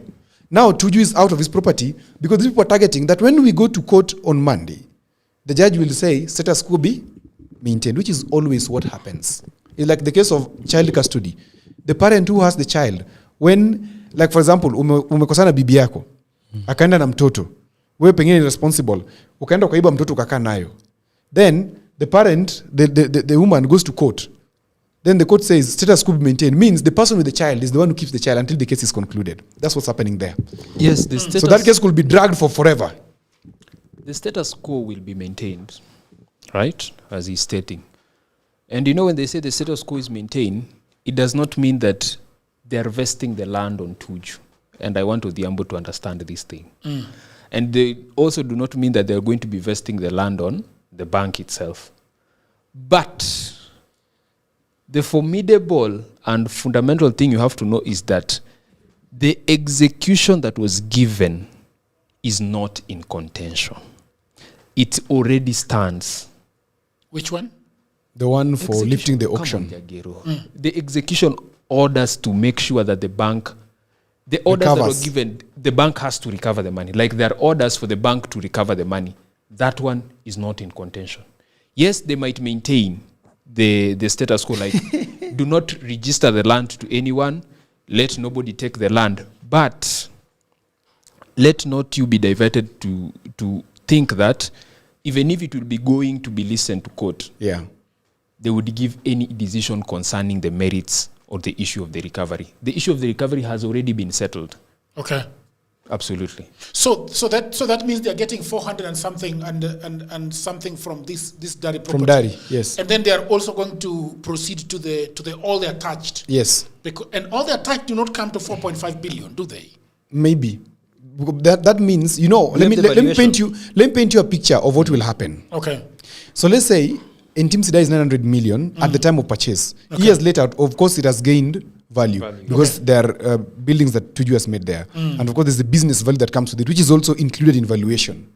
So you could find that Intim-Sida right now could cost about 2.5 billion in terms of the whole thing. Yeah. Then Dari, of course, Tuju said himself, is 497 million. Okay. That brings about 3 billion. Now, maybe Tuju does not, maybe they go for his Muitu Lane home, which is another, let's say another 700 million. Okay? That goes to about how much? About 3.7 billion. Okay? Then they go for the children's property. So long as they recover their money, by the way, they don't want much. Just as long as they recover their money. Which money? 4.5 ama 4.5. 1.2? 4.5 billion. The entire money. The entire amount. The amount that is stated. But this means it has that they are be going to that one. sweep the gentleman clean. Exactly. And do you know that is the resistance for Tuju? Tuju Now is that's- opposed. The money has ballooned to almost 4 times the amount. That is the frustration. And that is why me I love, you know, this is why this is the place where politics comes to play. I want to give you a classical example. Adrian, I don't know who said these exact words, but I remember it was said in America. Yeah. When America was under the British colony, there were some judgments or some cases which had to be argued in Britain. And at one time, the American Congress, a very brave gentleman of the American Congress then, I think before they got independence, asked the American Congress, how dare we take the sons of the soil to a land far away to go and withstand justice as per their laws? And that is how America started developing their own legal system or judicial system. And this is the time where we ask such unique questions. How comes a son of the soil who has worked tirelessly hard, who, if you check his history in terms of public service, has no single record of corruption? This is a man who has But how did accepted. he make all that money for him to say that he has no single record of corruption? Which all money? That's what I asked Odhiambo. Which all money? The fact How, that somebody has not how seen did it. Tuju arrive to all these billions and all these properties? He was a news presenter. I think you're getting it. I think you're getting Tuju it has wrong. only risen for about 6 years. I think you're getting it wrong. He has been. I will explain for you. I will explain for you who Tuju is. After Uhuru. This was never this is the ignorance that I will have to. I will have to sweep Tuju is a away. corrupt individual. I will have That to is sweep- the face that we are going to talk about. If someone is corrupt, I will have to let sweep them this be away. auctioned. Okay, you finish your argument. That was my opinion. Sawa. Let me tell you something. Okay. You want to tell us how Tuju got his money? Of course. Okay, go ahead. I want somebody like Adrian to escape the scarcity mentality. And the mentality that was indoctrinated upon us by the missionaries, where we were told that being rich is evil, that you can only be rich if you steal. That, and I read that letter yesterday, think that is where the we were. perspective of King the- Leopold's letter to the missionaries in Congo. The audience, you can find it. It is there. Now, Tuju was a news anchor. He's not in doubt. Okay. He was not earning groundnuts. Okay. He was earning money. Okay. At 35, Okay. Tuju was already living in Karen. Tuju hakwenda Karen juzi. In his house in Karen. At 35. Tuju is about 69 or 67 today. Go ahead. So we want to charge Tuju because of his last 6 years in the cabinet. I thought you were telling us how he made his money. I'm telling you. Tuju came to be the That MP is for what you Ariada. can't say. Yeah. Tuju came to be the MP for Ariada in which year? In I 2002. Yeah. Okay. Okay? Tuju, before he became an MP, and I believe you must have seen, there was a time that there was some very good campaign about STDs in this country. When I was young in school, we used to be presented for a campaign by S Media. S Media is owned by Raphael Tuju. I have been in medical research. I have earned thousands of dollars together with my partner. Thousands of dollars. Si pesa kidogo. Okay. I didn't declare that money. She didn't declare that money. We are talking about Tuju, remember? Of course. Okay. So I'm just trying to tell you. Okay. Those big organizations, especially NGOs that are funding HIV campaigns, sensitization campaigns, they pay big money. Tuju has run S Research for a long period. Research firms have big monies. SAM that you've just read about is a whole consultancy firm in Upper Hill. Was it making stones? Now, Tuju became the foreign affairs minister. I did tell you the other day when we were in Migori that when you are in power, power is not for you to go and relax. Power gives you access. This access gives you a chance to develop yourself. It has been done all over the world, not only in Kenya. If Tuju used his position as the foreign affairs minister or somebody who was close to the government to get a tender here and a tender there, and a business here and a business there, and did not break the law, because there's no place that we're told that Tuju broke the law. There's no place that is detailed, not even mentioning in the media, that Tuju was involved in a scandal. Why are we questioning where he made his money when we're not questioning when he was suffering as a journalist? So Tuju has never been corrupt. He's never been corrupt. If there is any case, you can present. You have Google. You can Google and find out if Tuju has been involved in any scandal. To be fair to the man, I don't think we were prosecuting him. We were prosecuting No, he the has case. prosecuted him, and I told you in this case I'll be biased Tuju is corrupt. because he's not corrupt. His Which case wealth did he? has been amassed through corruption. Which What- corruption? Can you? One Odhiambo case. Odhiambo has said. Yeah. Odhiambo has renumerated how he made his money. How did he make his money according to you, To you Mr. in corruption. Adrian? I will not talk about corruption because I cannot substantiate them. Exactly. Shako. Charade. Charade. What a joke. What a joke. Tuju is corrupt, but I cannot say why he's corrupt. Okay. He's not corrupt. That is for If there's corruption, you're taken to court. There are things we need to read because the audience has been writing for us, and we Yes. need to read their audience, Yes. their comments. Somebody is saying, "Oops!" is saying this alarmist dramatic action in Koimburi fashion are back. I don't know what these dramatic things are. Well, this ni kama alienda church leo. Okay. Now Tuju with an unpaid loan of 1.2 billion is out here invoking Kalenjin names instead of paying his debt. Did he invoke Kalenjin names? Chebet. Oh. Let me read He for has you. stated that, I want to read for you how that comes to be. That person could just be right, but let's contextualize it so that we don't just pass through it, Jagir. Allow me, right? So there are people who have been rumored to be buying this, who have been rumored to be taking over. Okay. It is called Eureka company. Let me just find it because I did research upon it. Yeah, it's called Ultra Eureka company, Ultra Eureka Limited. Public records and legal petitions, including those filed by activist Okiya Omtata, suggest that Ultra Eureka Limited is the specific entity being used to acquire the 4.5 billion debt-laden assets. This company shares key logistical and directional links with Starbucks International. Who are the directors of Starbucks? That's where now this thing comes in. The directors of Starbucks Where are... are you reading from? It's online, bro. Yeah, but where? So we should be... So just Google. Just ask, who are the directors of Starbucks? It will bring for you. Yeah, but where are you reading it from? Google. You're reading from Google? Yes. You can't read from Google. You I must can. read from a link. I'm reading from Google. I have asked Google, who are the directors of Starbucks? And it's listing for AI. me. Yes. Okay. Yes, Jagero Yawa. It's under.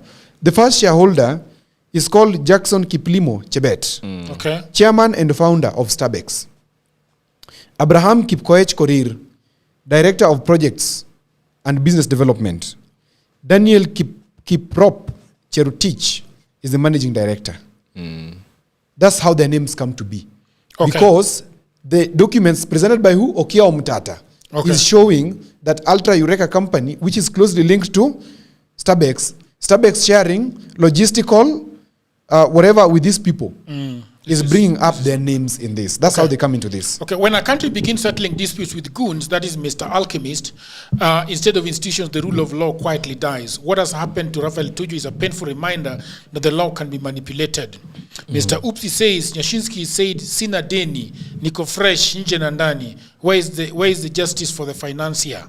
Okay, Oops again says, even Kenya women microfinance, when they came for their money, you will call them goons. They don't joke. I think this goon name is used in an alarmist way. Okay, then somebody saying, ni ngumu kuhurumia mtu akona credit access to such an amount. Ni ngumu kuhurumia. If you can't fathom it, you can't. Babu is saying, where is Uburu? Tuju was at the Bomas trying to protect his brother's victory. Uburu must go. Okay? Somebody is saying, Jagero, those are politics because language that was being used was Chep, Chir, Ruto want to do away with the billionaires. He wants his members to get in it. Remember him, he's a trillionaire. I don't know what that means.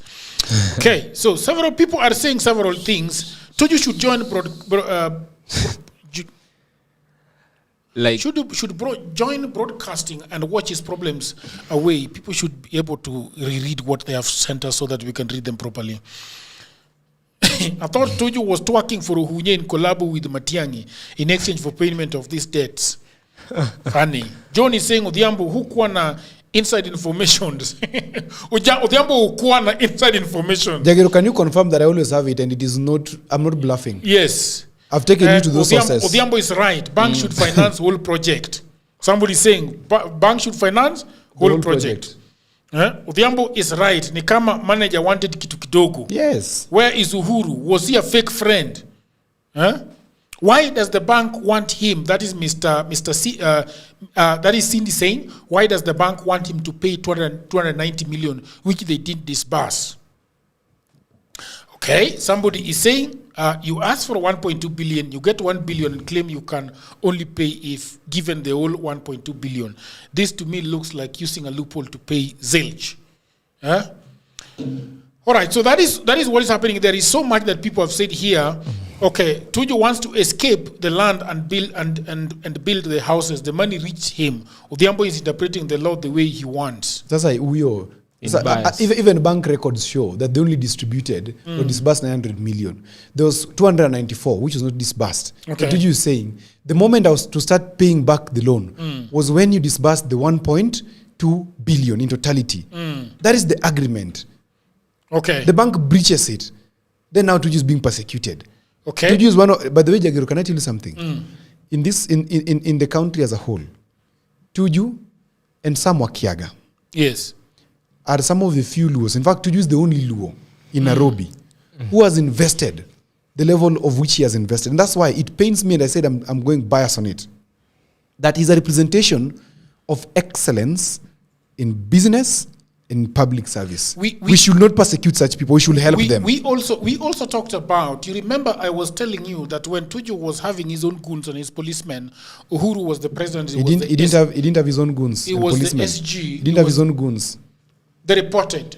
That's alleged. It's alleged that I'm not saying that he had the goons. Yeah, he didn't have. But we are saying that they were just goons. Now, they were just gentlemen who came to chill with him in his property. But now it is another regime. Yeah. Tuju suddenly does not have goons and he does not have the police. Do you think do you think Tuju cannot afford goons? Can. Yeah. If we want to go the anarchy way, it is very easy. Tuju has just fallen out of favor. Rhoda is saying Tuju has just fallen out of favor with power, and that's what's happened in these political circles to make people bow to power. Political persecution. Right? Nicholas is saying, let's say this William is doing something against Tuju. Some as Wamatangi, Nyakera. Anyone who dares this government, they get it full. There is something that this gentleman called David Ofula said today, that, and he was warning the politicians, that if you take money in an illegal way and build stuff, hoping that the government of the day is your friend, this government will one day go. And the government that is coming back will use this against you to persecute you. What I want to plead with the... Somebody is saying, Nicholas is saying, look at Waititu. He has been in jail for saying one term. It's a strategy to cripple your opponent. But on this land, 25 acres, is so mouth-watering to Ruto to let Zima Chukwueze his prime. So those are the issues that are happening here. And I think one of the things that we need to talk about is what is going on at the judiciary, Mr. Because there is a lot of corruption allegations at the judiciary. And apparently it is being done by lawyers like you. What is going on? Not lawyers. Which lawyer is... Okay. For me, I'm not a biased person because even if I'm a lawyer, I'll just highlight it. Definitely in the judiciary, there is corruption. We just don't get to see it. That is always the problem. I keep saying, Jagero. The corruption in the judiciary is very silent, that you can't see it. And the fact that judges are seen as, there's a certain psychological manipulation that we see judges as noble people, very smart individuals. You know, my lord. So we cannot have that perception of them taking bribes. Do you see? But for those who understand what really happens in the judiciary system, you can feel sorry for that particular branch, because it has a certain power of, of checking all these other branches of government and providing citizens the last solution towards their problem. Exactly. But 90% of the cases, magistrates ask for money. 90%? Do you hear that? What did you say? 90% of the cases, magistrates ask for money. 90% of the cases, prosecutors ask for money. 90%. Do you see? Is that judiciary? That is the judiciary. We see this thing as lawyers. So it happens, and it's just that it is very silent that you cannot see it like in other. The corruption in the executive. So when Tuju says that a judge asked for 10 million and came for a down payment of 1, then it might as well be within the 90%. And do you know why? Definitely. And do you know why it is also silent? Because the parties cannot come out. Because they know, let's say you are a party, Odhiambo versus Jagero, and Odhiambo secretly goes to bribe the judge, and let's say the judge does not fulfill that. Where are you going to complain about it? Which avenue? Kungu Mungai, Uhuru's niece or nephew or brother or cousin, recently came out and appointed judges, including the former Deputy Chief Justice Kalpana Rawal. Yes. There are hundreds of judges who have scammed a lot of clients. Yes. Hundreds. You pay them 5 million, you see a different judgment. Or you pay them see 5 a different judgment? Yes. A different one. In fact, what happens is... You see a different judgment. So where are they taking the money? So they are scamming both parties. The man with the biggest money wins. Yes. Exactly. You might provide that amount of money, 5 million, but the other party is also in a race to bribe that particular judge. So you bring 5, they bring 7. You bring 5, they bring 7. He's not going to give back your money. He's going to take your money. And one thing about those bribes in the judiciary, they don't do it directly like these other ones, come with the money. They use agents. Yeah. The clerk, the lawyer of the other side. You'll never see a judge seated with you directly, Adrian, can talking to you and telling you, hey, I need 5 million. No, let's do 6 million. No. Adrian, can I interest you? You might bribe a judge and you might not even ever meet him. Can I interest you, Adrian? I've worked with Professor Ojienda for some time. Yes. And Professor Ojienda has told me the mess that at times is in the judiciary. Of course, not all of them are bad. Yes. But quite a number are bad. Quite. And there's a time when the radical surgery was being done. This is not related to Professor Ojienda. I remember there's a specific judge amongst those judges who was expunged through that radical surgery, who had this philosophy that immediately you get money, you don't receive it as cash, and it is not brought in Kenyan dollars, Kenyan shillings. It's always brought in dollars, Jagiro. Dollars. And Yes. immediately it is turned into cement. What does cement mean? Real estate. This judge is very popular. In fact, he's from Luoland. They launder the money. So it is very hard for Laundering. you to detect that. And remember, there's a That judge who was money. even given 200 million. Is it judicial anarchy? It is absolute judicial anarchy. It is. Because there's no process, there's no fairness. It is imbalanced. That, you remember, there's a judge of the Supreme Court who received 200 million shillings at a petrol station Yes. for the Kidero case. 200 million. Yeah, he was expunged, was he? Or he remained and passed on later? I don't think if it was expanded. I don't think if it was expanded. You know, the process. The problem is also that you cannot hold these judges accountable. It is very difficult unless there is compelling evidence. Very compelling evidence. Like the one Because you'll never see them at Yeah, they don't collect. You will never. It is very Kungu difficult. Mungai, I remember detailing that monies were received in Cyprus Island. Do you know Cyprus Island, Jagiro? Where there is multiple layering of ownership of companies. You'll never know who is the owner of which company that has received what money. So they have agents in Cyprus Island. They have agents in where? Panama, you name it. So you'll transfer it will be wired to Panama before irudi Kenya. Imetembea dunia nzima. It's just anarchy. What we have in Kenya is judicial anarchy. There's no order. There's no peace. And if you look at the infrastructure of the Kenya as a society, the bastion, bastion. Yes. Bastion is that final building. Like if you go to Fort Jesus, it's a bastion where the armies sit to defend violently and vehemently any intruder. The judiciary is the last hope for the people, both rich and poor, to access justice. And if the judiciary cannot give access to justice, then you are inviting only one thing. Is it Article 1 of the Constitution? Where all sovereign power belong to the people. Okay. All right. Thank you very much. Your last words before we go. I don't think I'll have last words today. I've done mine. Thank you. All right. Thank you already very much, people of the exhausted. internet. It was such a beautiful conversation today, crystallizing the situation with Tuju. And I hope people of the internet now you know. We have detailed everything that Tuju has undergone. We've talked about the judicial anarchy. We've talked about political anarchy. And so people of the internet, if you've not subscribed to Political Headache, this is why you need to subscribe to Political Headache. We smurf this thing into small chunks so that you can be able to understand them. So please, if you are watching and you're not subscribed, please hit on that subscribe, hit on that notification bell so that when we have something as hot as this coming, you'll be the first person to be told about it, notified about it. We are on social media, Facebook, Instagram, TikTok, everywhere you get your social media dose. Until another episode, bye for now. Bye-bye, my great...